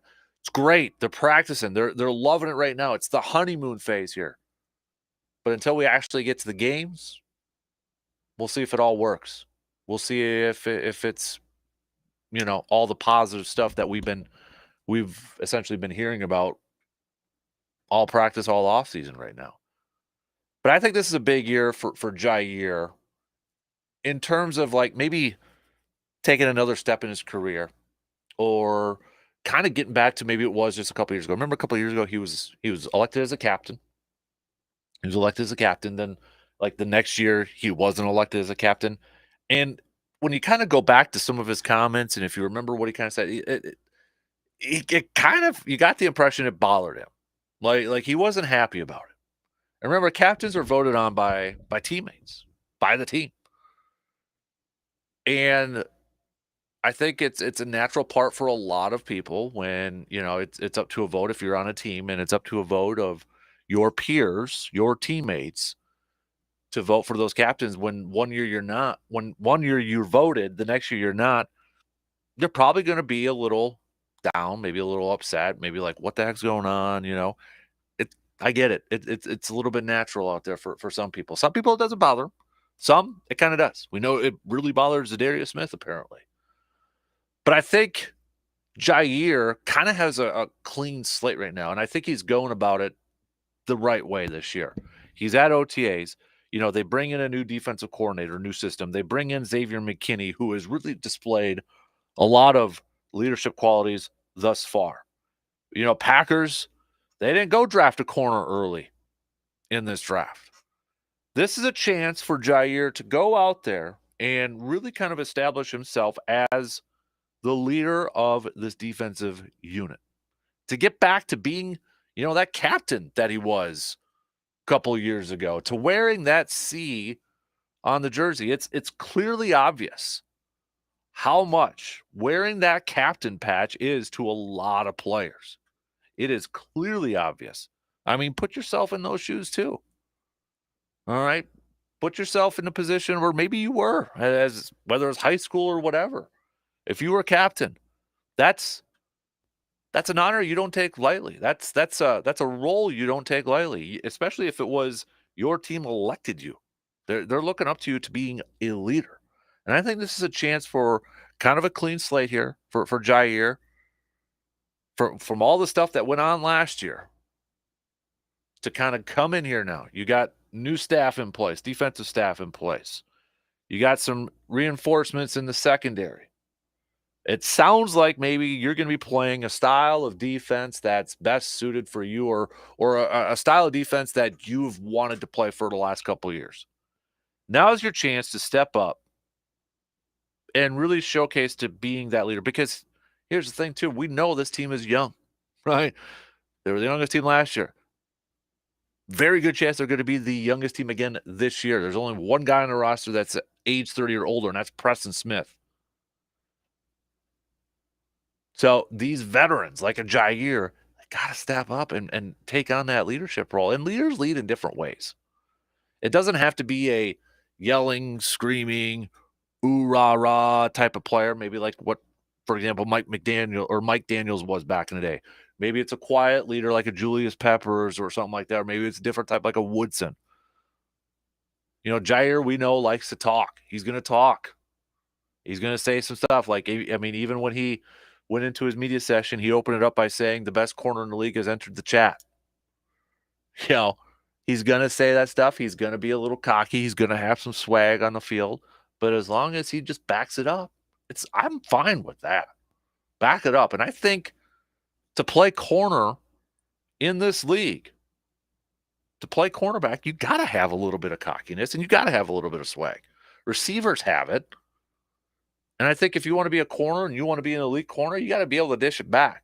But the thing is, you got to back that up too. You can't sit there and do all this talking and allow big plays, allow chunk yards, and a receiver just to have a day with you. And Jair, for the most part, doesn't do that. But I think this is a big year for Jair Alexander's career, because I think there's an opportunity here for him to really grow as a leader, to kind of turn the page from last year, from all the off the field antics or stuff like that. And I thought it was a moment of growth from him too, when he said, reporting to OTAs this year, he said, just going into year 7 at this point, I'm trying not to make it as much about myself and do what's best for the team. Another quote from him was, all good vibes from the get-go, and that propelled me here as well, talking with Matt, talking with Goody, talking about the defensive changes. So I'm excited to see Jair this year, not just because of the style of defense that he's playing, but I think I think there's another level yet to his game that we have not seen. There's that level of maybe a little bit of leadership. And I'm not comparing him. I'm going to throw out a name.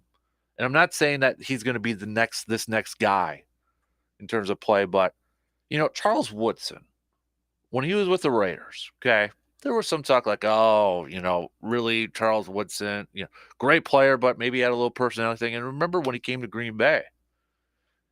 Remember, it was like between Green Bay and Tampa Bay. And he didn't want to go to Green Bay. But Green Bay, I think, was it that, they said, hey, yeah, you can return punts. And that was kind of maybe a dealer. But then, when he got on to practice, he had a bad attitude. Mike McCarthy kicked him off the practice field, which is kind of weird to hear about that when you talk about Charles Woodson, because Charles Woodson, a lot of us remember as a Packer and in his second run with the Raiders, he was like, oh, that's one of the coolest dudes on the field, great player, great leader. It didn't start that way in Green Bay. He had a poor attitude because essentially he was upset that, first of all, Green Bay was really the only team that offered him a nice contract, nice deal. Didn't want to go there. So came in with a little bit of a poor attitude. Him and McCarthy apparently had it out. And look what happened. Charles Woodson went on to be a Hall of Famer, to be a big-time leader on that team, a leader that propelled them to a Super Bowl championship. Not saying Jair is going to be the next Charles Woodson, but I think in some sort of fashion, Jair can kind of take an example from that when you look at what happened last year.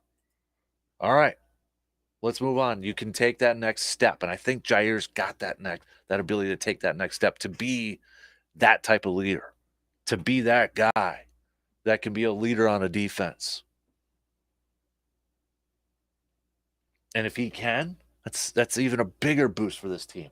This young team that's got, they're young, but with that taste that they got last year in that playoff run, they're hungry. But where his leadership is going to be so much more valuable is because Green Bay ain't going to catch anybody off guard next year. They're not going to catch anybody off guard. So that's where it's going to take a guy like Jair to help lead this. And especially with the new defense coming in, it's going to take a guy like Jair to kind of be that coach on the field. Him, Xavier McKinney, Kenny Clark, those type of guys. Rashawn Gary, Preston Smith. For this team, if they want to make that deep run and get back to the Super Bowl, it's going to take guys like Jair to do the little thing. Offense, a lot of excitement, a lot of potential there too. They're still young, still a little raw. Jair, though, talking about Jaden Reed, high praise.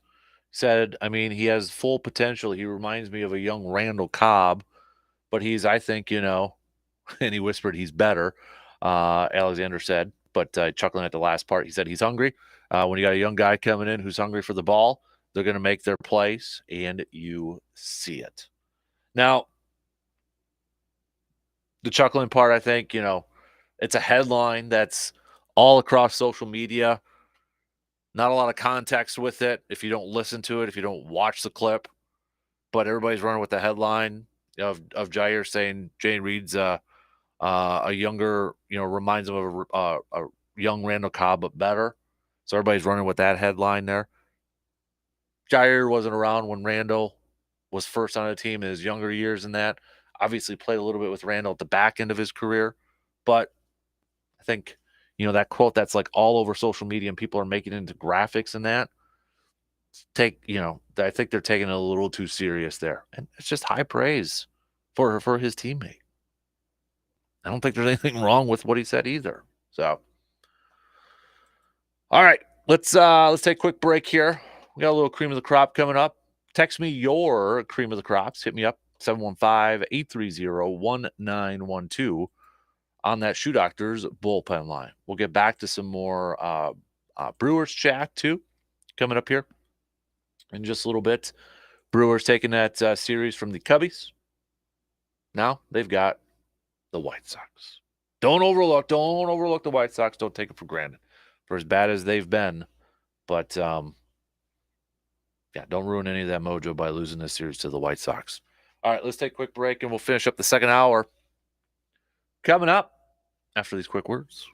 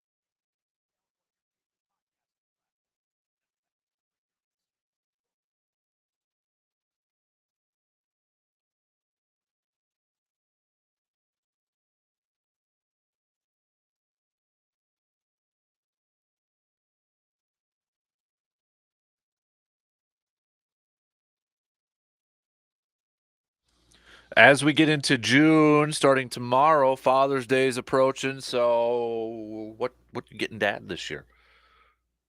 Maybe Dad needs that new deer hunting rifle or turkey shotgun. So, take a visit to our good friends Tilden Gun. Sean and Hunter will hook you up with the perfect Father's Day gift for that father in your life. Whether it is a new deer rifle or a turkey shotgun, they'll find exactly what you're looking for. You can also visit tildengun.com to check out the biggest selection, all at the best prices in the Chippewa Valley. tildengun.com, or stop by their shop as well and talk with Sean and Hunter over there.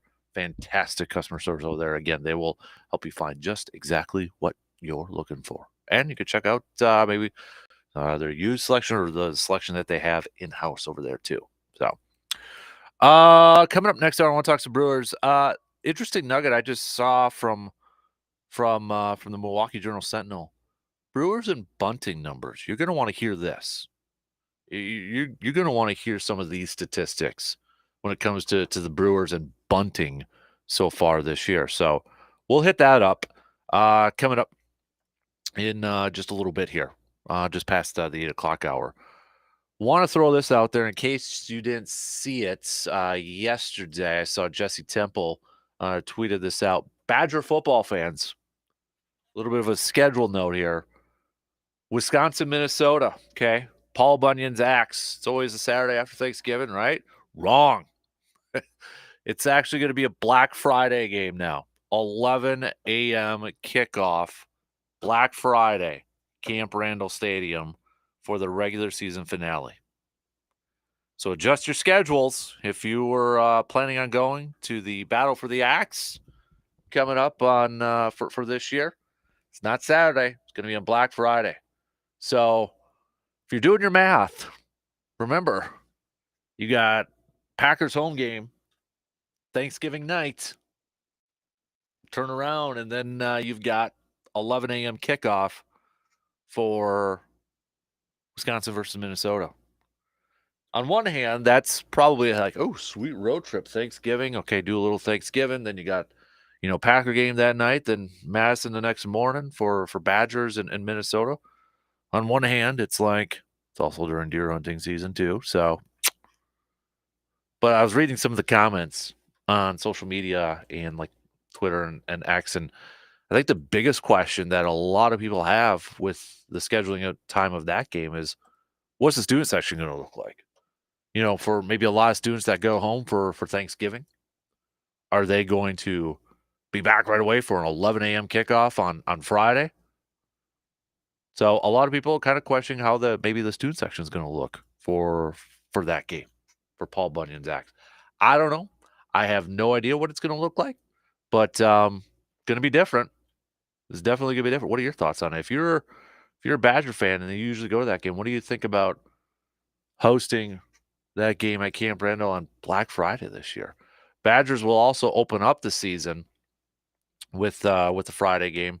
Their opener Friday nights against Western Michigan.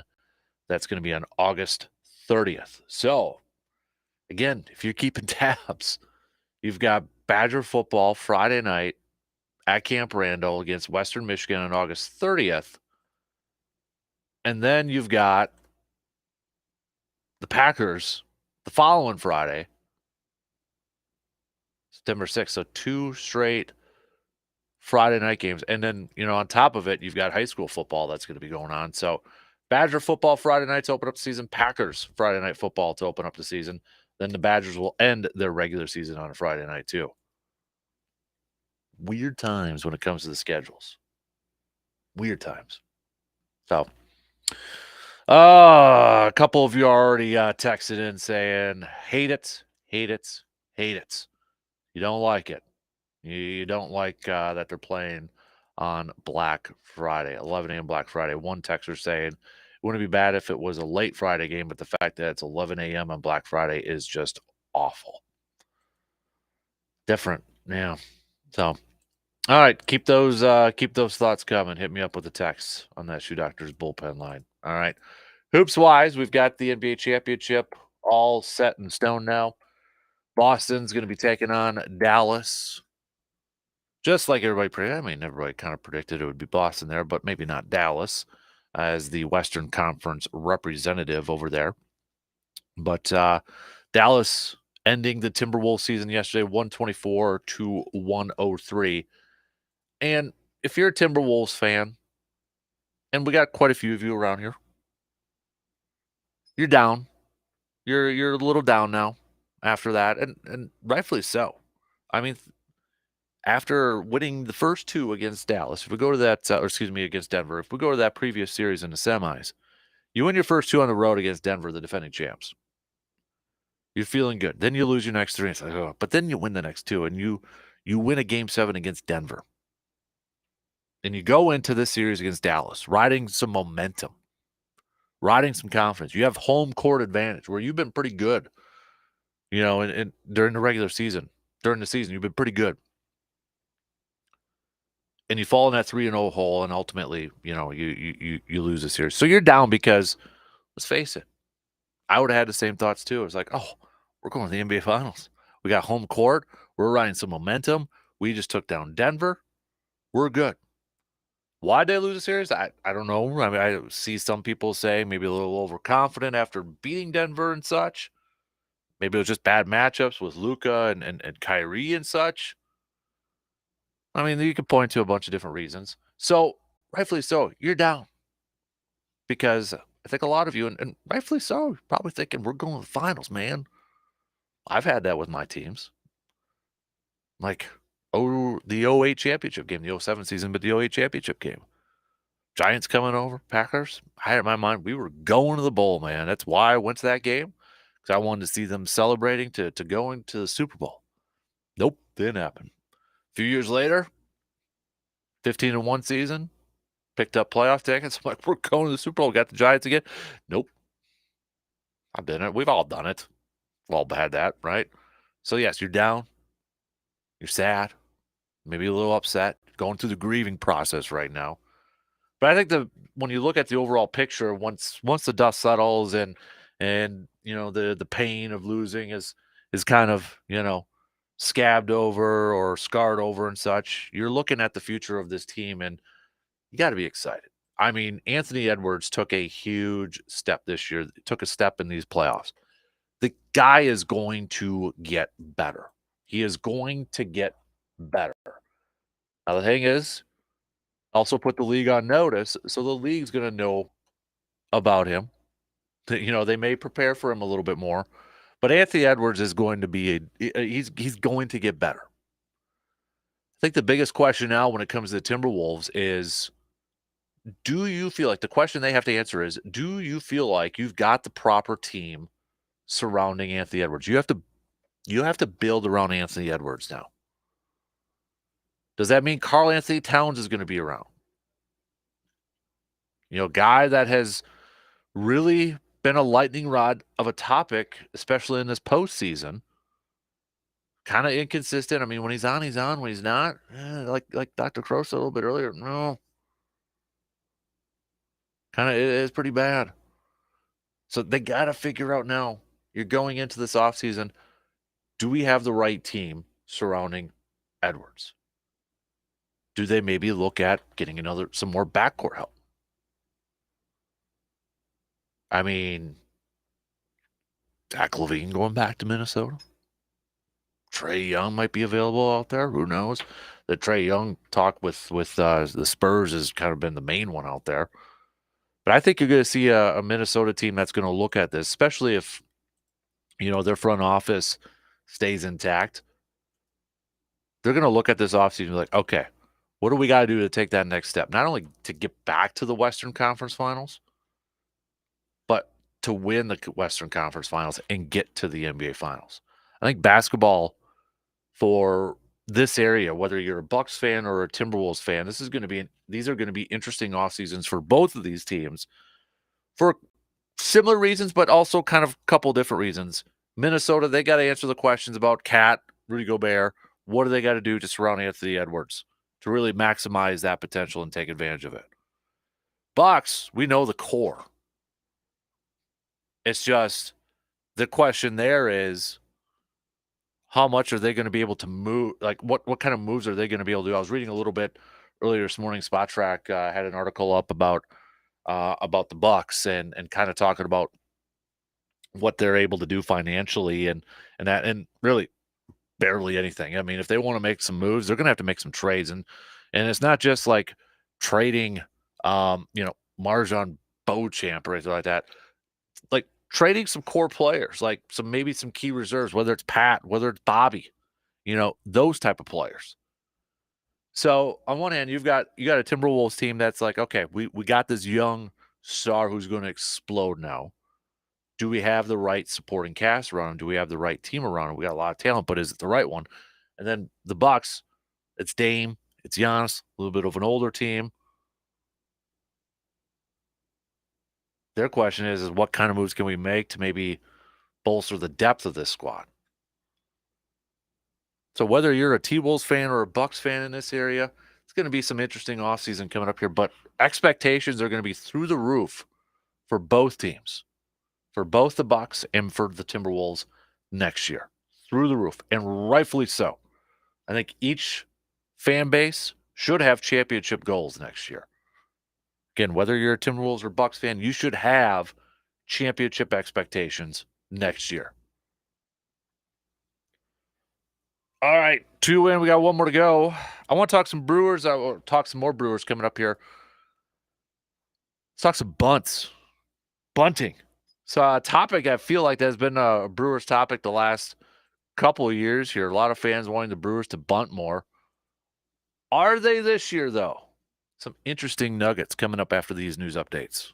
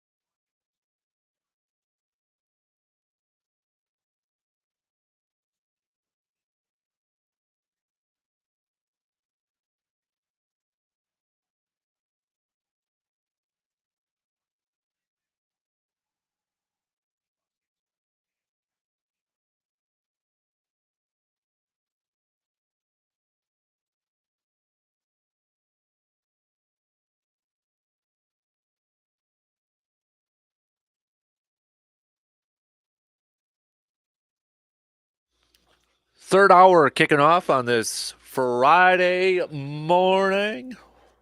Hopefully you're all off to a fantastic start here. Coming up tonight, we've got Sports Talk Night. Starting to choke up here a little bit, apologize. Sports Talk Night at the Express game. So if you've got nothing going on, stop on by. We'll have the mobile man cave out there as well. But the Express will be taking on the Badlands tonight. Also, remember, Friday nights for the Express is Food Truck Friday. So we'll be out there for the first Friday night game of the Express season. The Express will be home tonight and tomorrow before a couple road games on Sunday and Monday. So, but first pitch time tonight's 6:35. But excited there. Hopefully the rain will hold off. So baseball fans out there, pray to the baseball gods, the weather gods out there, that the rain will hold off and we can get the game in tonight there. So looking forward to that. We got a little cream of the crop coming up a little bit later on here. Send us your picks for cream of the crop via the Shoe Doctors bullpen with a quick text, 715-830-1912, or you can comment on the video stream if you would like. I want to talk some more Brewers. We spent the first hour talking all Brewers with their series win against the Cubs, taking 3 out of 4. Now they got the White Sox coming to town here. Really interesting article by Kurt Hogg of the Milwaukee Journal-Sentinel. And talking about Brewers bunting. Now, the bunting has kind of been an off and on topic, I think, from Brewers fans the last couple of years. A lot of Brewers fans the last couple of years would have liked to have seen some more small ball, maybe moving the runners into scoring position and that sort of thing. And it was kind of a hot button topic off and on for the last couple, maybe even last few years. And when you look at the numbers this year, the Brewers have jumped up big time in bunt numbers, especially Blake Perkins. So here's an interesting streak. This is from Kurt, too. Blake Perkins is on a streak of all streaks. He's squared to bunt in 12 straight games. It's 12 straight games. The Brewers have gone from 26th in bunts to 3rd in bunts this year. 26 to number 3. So for all the Brewers fans out there for the last few years who have wanted to see this team lay down a bunt a little bit more, you're getting your wish. You're getting your wish this year. But the interesting part, not only is it just the jump, but the interesting part I found in this piece was you would think, okay, it's got to be a Pat Murphy thing. No, it's not. Apparently it's not. In the article here from the Milwaukee Journal-Sentinel, it says, one might see the year-over turnaround in bunting and presume it's directly related to the turnover at manager for the Brewers. After all, Craig Counsell had a general aversion to ever sacrifice bunting, and his replacement, Pat Murphy, comes from a background in the college game where bunting is prevalent. But believe it or not, most of the bunting is coming from the batter's box and not the dugout. Or at least it sure seems that way. Pat Murphy Tuesday said, I don't believe the bunt is a major offensive weapon. Kurt goes on to say there have been at least a couple of called bunts by Murphy this year. But this latest sentiment from him echoes the bunting philosophy he relayed during spring training when he said, among other things, I don't know why people associate me with bunting. It's personnel-based. It's also the option of the player. If that's part of their offensive game and they feel like they can get it done, sometimes they know the appropriate times to do it, and sometimes they take it upon themselves. You tighten up and say, why'd you do that? But when it works, you say, hey, great job. So it sounds like the increase in bunting is actually coming from the player's own decisions to be doing that. Couple of more nuggets here from this piece, and you can read it for yourself at the Milwaukee Journal-Sentinel. But it says here the Brewers will surely take a 444 average on bunt for hit attempts, or even 400 if you include the 2 sacrifices that doubled as hit attempts. Bryce Drake said, we're practicing it. We're trying to do jobs, trying to get hits. We got to get comfortable with it. Part of it is just getting comfortable doing it. And Terang has counted for a team high 9 bunts this year, and he's already got 9. Last year, he laid down a total of 8. So where is it? Is it, from where did this new philosophy come from? Is it strictly from the players? It says here, if the team personnel is largely the same, because that's the thing, right? Team personnel is largely the same. And they were 26 from last year, and they're 3rd to this year. The primary bunters are Perkins, Yelich, and Terang, who were all here last year. And the manager doesn't have a particularly increased, or increased ambition to bunt. Then what's the reasoning for this? Terang said, Murph definitely talks about it, but last year they were talking about it too. It's just part of the game, part of how baseball is played.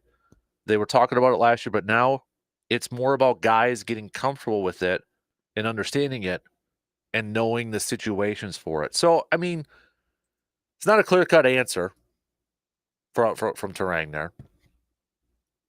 I wonder is it just more freedom from the hitter? Is there more freedom from the hitters to go up there and kind of like, hey, you got the freedom to do what you want. If you feel like it's a lay down the bunt situation, or you feel like you can do this, you've got that freedom to do it. Maybe it's something like that. Maybe it's something as simple as that. We go back to that quote from Murphy that I brought up here a little bit. It's personnel based. It's also the option of the player. If that's part of their offensive game and they feel like they can get it done, sometimes they know the appropriate times to do it, and sometimes they take it upon themselves. It's just pure speculation from my point of view, but maybe it's something as simple as Murphy this year. Because really, when you think about it, not only is the personnel from the players the same, it's the coaching staff is the same too. Same hitting coaches. Got the 2 same hitting coaches. The only differences are, Pat Murphy promoted the manager, and then Ricky Weeks coming in as associate manager. Okay, you got the same guys out there too, except, Joey Ortiz and that. But for the guys who are leading his team in bunts were guys that were here last year. So maybe it's just something as simple as they get a little bit more freedom. Maybe, and in that case, that would actually be a Pat Murphy thing. Again, it's speculation on my part. It's throwing out a possible reason why we're seeing this. We're seeing this offense perform at levels that we've wanted to see for the last couple of years. But for the most part, they've have the same personnel. They got the same guys outside of, Rhys Hoskins, who's been missing some time. You throw in Jackson Chirio in there for a little bit, but and then Sal Frelick, a year older, Terang, a year older, experience-wise and such. But maybe it's something like I would love to ask, Pat Murphy, and maybe get a truthful answer in this. Once in a while we play this game. Ask a question. You get to ask a question, but you're going to get a truthful answer, and not just typical coach speak or general manager speak. But it'd be like, okay, so what do you tell your hitters? What's your approach to play? Do you give them a little bit more freedom than maybe what it was the last few years? Was it where, hey, maybe they weren't allowed to do it as much, or maybe council didn't want them to do it as much, and maybe, it was some other stuff going on, and maybe it's just a little bit more freedom, and that allows the hitter, to go up there to be a little bit more confident, a little bit more free, maybe even a little bit more relaxed. Putting the game into the player's hands. Maybe that's what Murphy's doing. And maybe that's why we're seeing improvement from the offense. Not just an increase in bunts, but for crying out loud, their top 5 in a lot of offensive statistics, a lot of offensive categories. I mean, how many times do we got to go through this? Stolen bases, top 5. Home runs, top 5, top 10. Average, on base, RBIs. Beginning of the season, we knew that, the offense is, they're going to have to carry this team, and that wasn't giving a lot of people a lot of confidence considering what the offense has done the last few years. Like nothing. And then, boom, it's kind of been an explosion in a lot of different areas. And I'm sorry, but I'll draw some parallels here too. Not to pick on Craig, but we talked about run differentials, right? Cubs had a positive run differential last year. Bellinger had a breakout year, right? This year, their offense is kind of struggling. It's kind of struggling right now. Is it a parallel to Counsell and maybe some mindsets, some philosophies he's have? Probably a little too early to tell for this season since we're not even halfway there yet. But I think it's something to kind of pay attention to see how it all finishes up. Because there's no doubt one of the biggest, I think, surprises and the biggest improvements of this team has been this offense. And I would put it as, if we came up with a top 5, top 10 list of some of the bigger surprises in Major League Baseball, if we use like Memorial Day week as a benchmark, some of the biggest surprises in Major League Baseball, you're probably throwing in, some teams out there that playing really good. Maybe you're throwing in Cleveland, who's 37-19. I'd throw Cleveland in there. Why not? Philly's off to a fantastic start. You throw them in there. You kind of look at, okay, Texas and Houston under 500. That's probably a surprise. Atlanta, now Ronald Acuna Jr. is out, but 31-23. But Philly's playing so good, maybe it kind of gets hyper focused there. But I throw what the Brewers are doing offensively. Because I think if you asked a lot of general baseball fans to say, okay, name me the top excuse me, the top 10, top 5 teams, let's say, top 5 teams in Major League Baseball in RBIs. You're probably saying Yankees, Dodgers, probably throwing the Phillies in there. Maybe some other teams that are maybe got some big-time hitters on there. Not a lot of people would probably put Milwaukee on there, and Milwaukee's 4th. Milwaukee's got more RBIs than the Yankees, and the Yankees have played 2 more games. In fact, if we want to look at it this way, of the top 5 teams, Milwaukee has played fewer games. And it's only by 1 or 2, but still. Top 1 is Philly, 284. Dodgers are 2nd with 278 runs or RBIs. They've played 2 more games than Milwaukee. Got Kansas City, who's in 3rd with 272. They've played 2 more games than Milwaukee. And then you got Milwaukee at 269. I don't think a lot of casual baseball fans would probably say, oh, yeah, Milwaukee's a top 5 team in RBIs. Are you kidding me? OPS, top 5, probably the same ones again, right? Yankees, Dodgers, Phillies. Milwaukee's 4th. Yankees are number 1, Dodgers 2, Philly 3, Milwaukee's 4th in OPS. It's definitely one of the best, bigger surprises, I think, in Major League Baseball. And when you look at it, that's going to be the question that I think a lot of people, not just fans, but outside the fans, or, across the league are going to be like, okay, why this like complete 180 on the offense when for the most part you've got your same position players, same personnel, except for a couple rookies. And then, your hitting coaches and staff are pretty much all the same. People are going to point, I think, honestly, it's part of guys having just really good years. Contreras and such, and I mean, we could go through a list. Willie Adames having a nice bounce back year. Bryce Terang, I mean, the turnaround. Craig Counsell, leading before up to the game when they started on Monday, he talked about the impact that Pat Murphy's had on some of the players. And he talked about, the first person he said was Bryce Trang. And you look at the offensive numbers, and I think that impact is maybe it's Pat Murphy's empowering these players and giving them a little bit more, freedom, responsibility to go up there at the plate and have that freedom to do what they think is best for them. Maybe he's empowering them a little bit more. And that's why we're seeing this turnaround in a lot of these offensive numbers.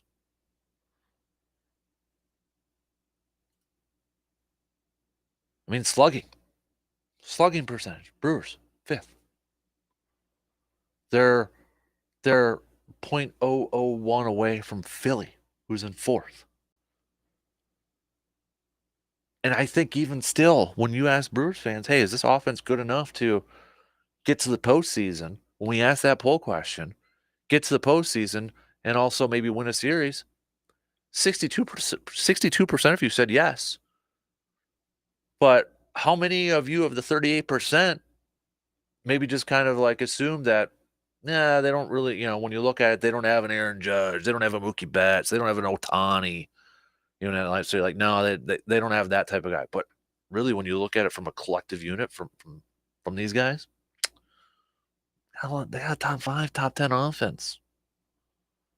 Isn't that good enough to get there and maybe win a postseason series? Again, I think the biggest question is pitching. Can the pitching hold up? Can they get healthier? Are they going to make some more moves to add some more depth to there? All right, let's take a quick break. We'll talk some more Brewers. Looking at this series against the White Sox. Don't look ahead. They got Philly coming up on Monday.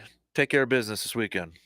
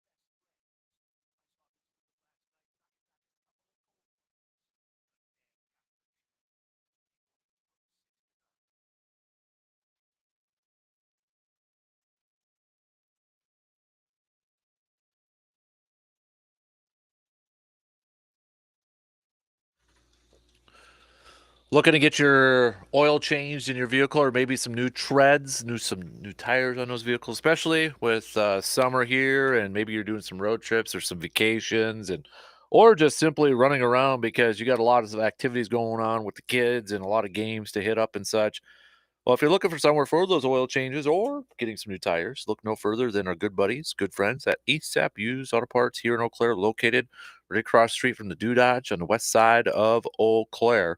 So, if you're looking for that, fantastic people to work with over there, fantastic customer service, the entire team there. I've gotten new tires from there. I've gotten my oil change from there. So they're quick. Their tires were a fantastic deal over there too. So, but if you're in the market looking for a place for an oil change or getting some new tires, look no further than ASAP Used Auto Parts in Eau Claire. Couple of texts, or I should say messages on the video stream here. James, there's 3 of them here. James, is it the same one? I think they're the same ones here. James, is Pat Murphy baseball's version of Bo Ryan's successful coach at smaller programs who just know how to win? Are there just some coaches that have it in their blood? Should this success be surprise? Kent saying attended the last 2 Brewer wins. Some takeaways. Council was booed every time he came out of the dugout. Too many Cubs fans are at the games. Blake Perkins was awesome watching Adames score from first. Man, he was flying around the bases. Frelick brings the energy too. It would be nice for the starters to go 6 or 7 innings. Wilson and Colin Ray are adequate, not studs. Bullpen didn't impress me. We'll need some injured guys back soon to help the bullpen. Looking at this pitching series coming up here with the White Sox and the Brewers, we've got tonight Myers going to be going on the mound for the Crew. He's going to be matched up against, or I should say, the Brewers offense is going to be matched up against Eric Fetty, who so far this year, I mean, he's had a pretty darn good season. Starting in 11 games, he's 4-1 with a 2.80 ERA. He's coming off of a no decision against Baltimore, where he went 6 1/3, 0 earned runs on just 3 hits. Start before that, he picked up a loss against Toronto, but he still went 6 innings, did give up 5 earned runs. And then before that, back on the 14th, he picked up a win going 7 innings, 0 earned runs, 3 hits, 6 strikeouts, no walks against Washington. But overall, Eric Fetty has had a pretty solid season here. So, I mean, for all the chat about, this Brewers offense and such, it'll be another test coming up here against. And I think for a couple of these pitchers at least, this Brewers offense is going to be tested by some of these starters here. Now, experience-wise, a couple of Brewers hitters have had some solid success against Fetty. We're talking about Contreras, 6 at-bats, and he's got 2 home runs against him. I know it's only 6 at-bats, but a couple home runs, 667, 2.381 OPS. Again, just limited amount, but still. Yelich has 10 career at-bats against him, and he is batting .400. So, I mean, a couple of the better hitters in this Brewers lineup have had some success against Eric Fetty. On the flip side, White Sox, they, don't have any experience going up against Myers, who is 1-2 so far this season. Tobias Myers with a 4.43. He's coming off of that no decision against Boston on the 26th, where he went 4 1/3, giving up 1 earned run and striking out 4. So that's tonight's game. That's tonight's matchup. For Saturday's matchup, again, another interesting matchup here. Garrett Groshette, lefty, and he's 5-5 with a 3.68 ERA in 12 starts. And he's kind of viewed as, could he be, their new ace? Is he their ace? Their number one guy out there.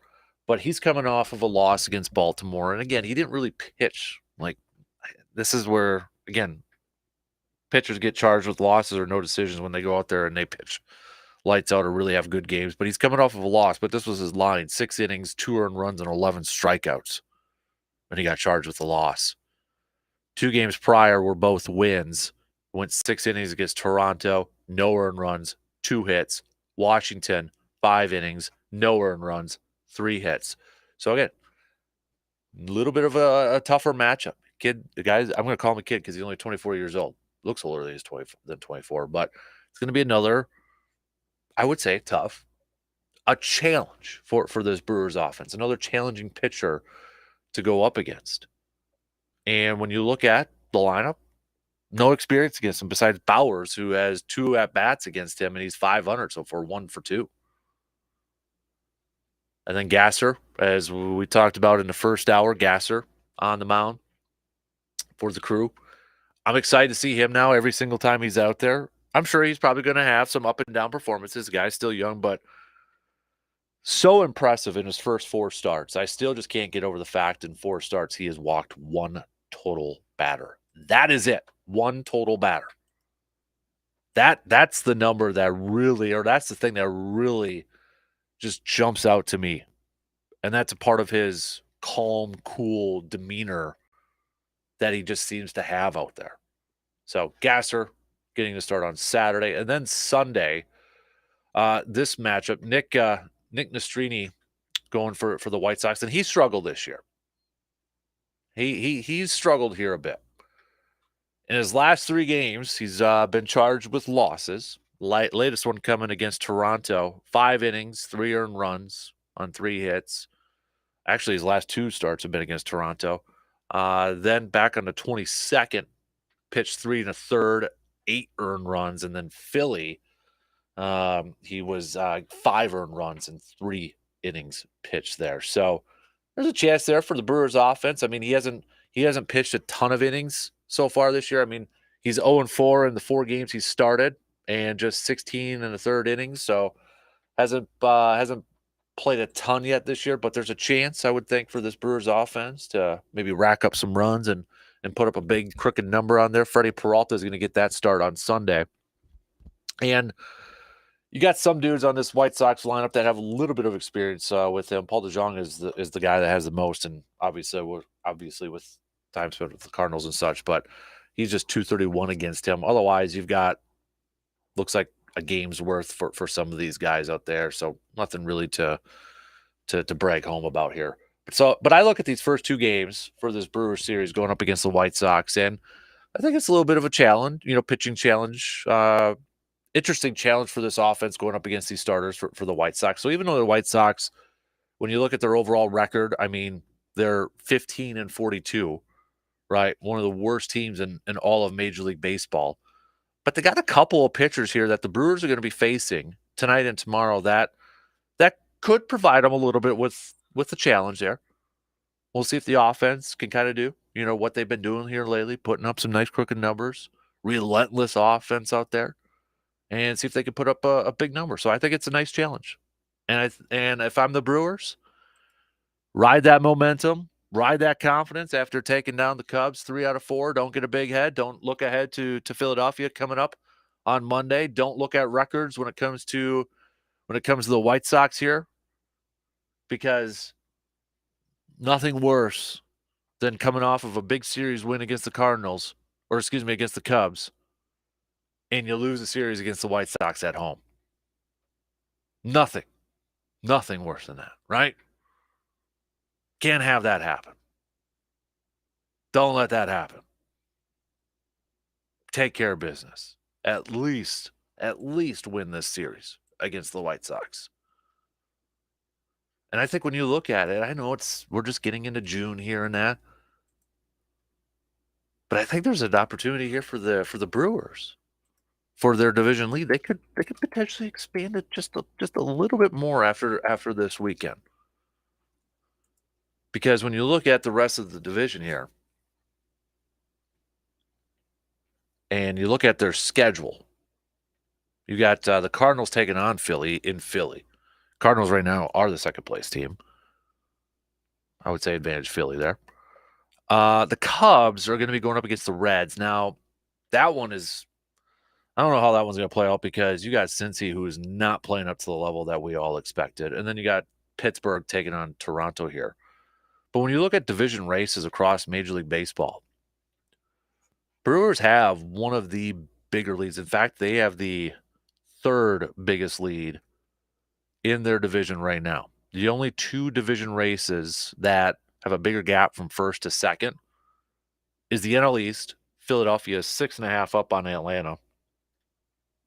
And the Dodgers in the West, they're up 6.5 over both the Giants and the Padres. Brewers currently up 5 over the Cardinals. Other divisions out there, the Mariners are up 3 over Texas. Cleveland's up 3 over Kansas City. New York is up 2 over Baltimore. Brewers in a really good spot right now. Really good position. And as we mentioned a little bit earlier too, Brewers, when you look at records against 500 or better teams, there's only a handful. I think was it 7 when we count? Let's count them again here quick. 1, 2. You got New York, you got Baltimore, Cleveland. Nobody in the AL West. Philly, Milwaukee, and the Dodgers. That's 6? Maybe I miscounted earlier. New York, Baltimore, Cleveland, Philly, Milwaukee. Yeah, it's just 6. Okay, so in the Dodgers there. Milwaukee's 14-10 against teams with a record 500 or better. Don't play down to your competition. I know that's one thing too that over the last couple of years, last few years, Brewers fans had a problem with, and rightfully so. When you look at it, they play down to their competition a little bit, going up against teams, starting series against teams, and they lose those series when they should have. I mean, on paper, and I mean, they had no business losing, playing down to their competition. Don't do that this weekend against the White Sox. Ride that momentum from your Cubs series. Take care of business against the White Sox, and then continue to carry and ride that momentum in the big series coming up on Monday against Philadelphia.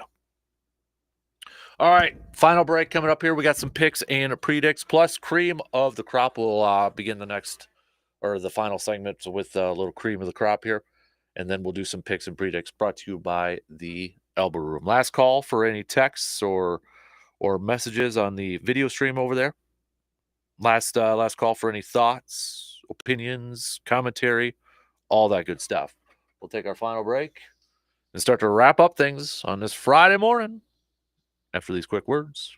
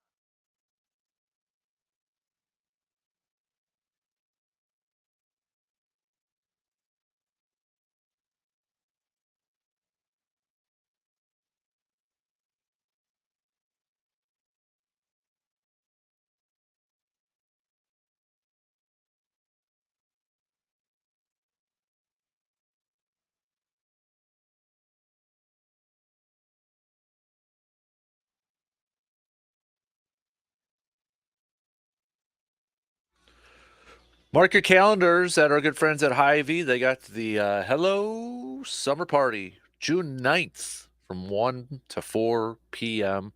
Live music, bounce house. You got county fair animals, games and activities, burgers and brats, grilling outs over there. So mark it on your calendars, June 9th. June 9th.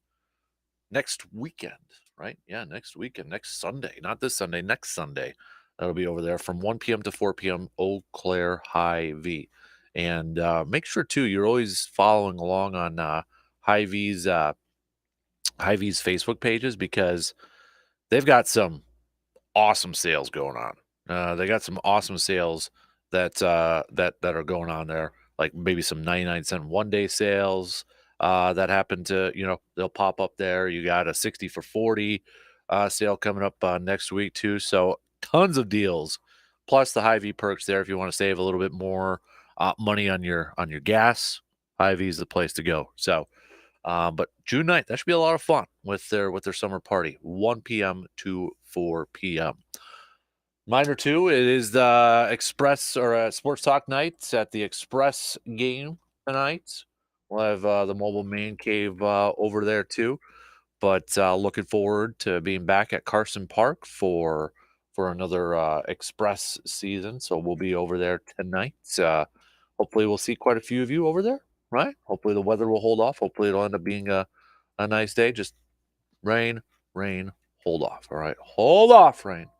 Hold off.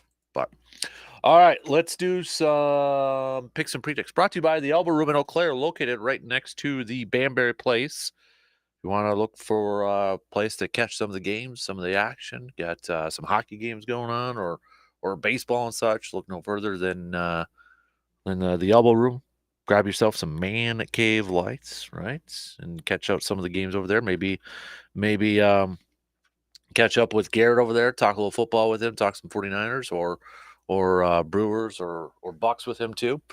Let's start it off with some Stanley Cup picks. We'll pick each game this week. And Stanley Cup playoffs, for my money, has been more entertaining than, at least the conference finals have been more entertaining than than obviously the NBA conference finals here. But Florida picked up a win last night against New York, so they are up 3-2 in that series. Tonight, we've got Edmonton at Dallas. That series is tied at 2 apiece. I have Edmonton going to the Stanley Cup. I'm going to go with Dallas, though, tonight. I'm going to go with Dallas, picking up the win at home. Saturday, we've got New York at Florida. I think Florida closes it out. They pick up the win at home, so they will go. Sunday, Dallas at Edmonton, and I think Edmonton will win that and force another Game 7 between Dallas and Edmonton. That's my prediction. Florida wins Saturday to go to Stanley Cup. Dallas wins tonight. Edmonton wins on Sunday. Then we get a Game 7, which would be on Tuesday, if necessary. Let's, in case anybody's wondering, for the NBA Finals for that schedule, that is coming up. Believe the 6th, as it starts on Thursday. Let me double check that. I think yes, Thursday, Game 1. So we got a little bit of a break here before we get to Mavericks and Celtics for the NBA Finals. So let's do some baseball games here. Major League action. Before we get to Brewers and White Sox picks here, let's go Cincinnati at the Cubs. Day game today, 120 for the Cubbies. I'll go with the Cubs picking up today's win. St. Louis at Philadelphia. I'm going to go with Philadelphia. Tampa Bay at Baltimore. Give me Baltimore. Let's go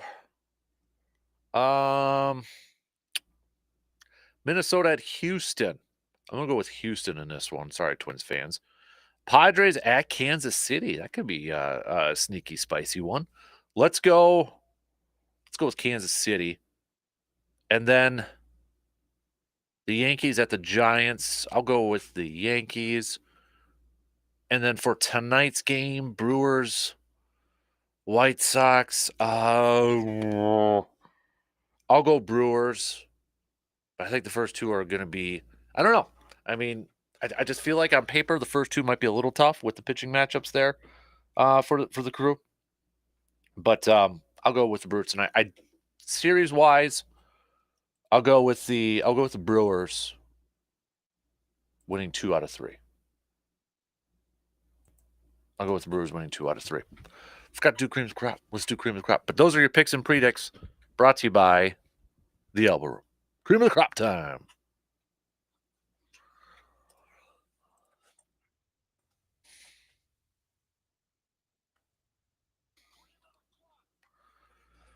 I am going to go from a few days back here. I've mentioned his name a few times already this morning. My cream of the crop, I'm going with Robert Gasser. I just think what he has been doing to begin his career has been fantastic. It has been awesome to watch. It has been awesome to follow. He's going to have some games that it's not going to work out, and it's going to be like he's throwing gas on a fire, and it's just going to be bad. It's going to be, all over the place. But right now, and coming off of that start on Monday, on Memorial Day, with that high tense, high pressure situation, the energy in that building, I'm sure that probably got him a little bit motivated in that. Couldn't tell. He's so calm and cool and collected every single time out there. Doesn't seem like anything really rattles him. Guy went out there and pitched magnificent, and he has been awesome throughout the whole season here. So I'm going Robert Gasser as my cream of the crop. My tip of the cap. I'm going, first of all, tip of the cap to everybody participating at State Track and Field, which begins today. Hopefully the rain will hold off down there too. But tip of the cap to everybody participating today and tomorrow at State Track and Field. Also, tip of the cap to the softball teams, local softball teams across state that punched their ticket to the state tournament. We got Fall Creek, that's going. We've got Thorpe, that's going. Prescott's going. New Richmond's going. So tip of the cap to all of you. Tip of the cap to the baseball teams who picked up regional final wins. We got Oliva Strum, North, defeating Memorial yesterday. So all of you, tip of the cap. Soccer, Regis McDonald, I know, got a win for girls soccer. Also Memorial state team stayed at tennis, doubles advancing. So tip of the cap to a lot of our local athletes, prep athletes from across the state. This has been a big last couple weeks and will continue to be big weeks for a lot of them trying to get to state and trying to win states and all that. And the golfers too. I know your state meet's coming up here, but tip of the cap to everybody out there. And tip of the cap to, all the graduates too. Should we do graduates? Yeah, tip of the cap to all the high school grads out there as well. All right, some final thoughts here. We talked a lot of Brewers here this morning after that Cubs series win. Talked a little Packers. Kind of focused on Jair Alexander here a little bit because, he's been a topic of conversation the last couple days. And I just, I feel like he's got an opportunity here, kind of a little bit of a clean slate, if you will. And I think he's got an opportunity to really take another step in his career and add a little bit more and take that next step in becoming a pretty important leader for this ball club, for this team. And I think the team needs him to do that. They need him to do that. And I think he's coming in with the right mindset, the right attitude.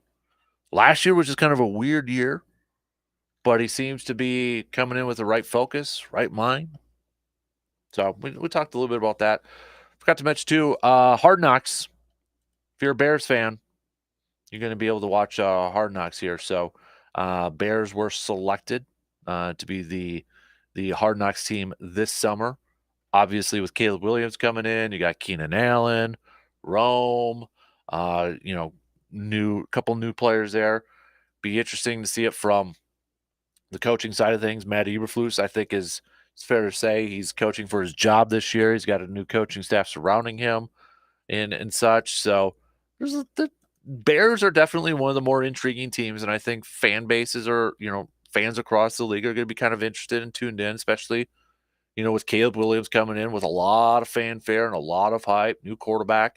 Can he finally be that quarterback for the Bears that they've been desperately trying to find for a long, long time, that franchise quarterback. So, but that was announced yesterday too, that the Bears will be the Hard Knocks team. Remember, the Giants are like the off-season one because they're kind of expanding Hard Knocks now too, it seems like. So, but I'll be kind of curious. I'll probably pay attention to it a little bit here. I mean, as much as I'm a big NFL fan and football fan, and I eat up a lot of stuff, I've dabbled into Hard Knocks once in a while, but it wasn't like must watch for me, to be honest with you. Like even Rodgers with the Jets last year, I think I watched one episode.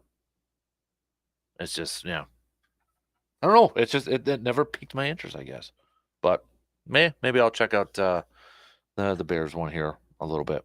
So, what else do we got on the docket here to kind of catch up on? Yeah, you're starting to hear, now that we got the NBA Finals set, you're starting to hear some trade rumors, some rumblings.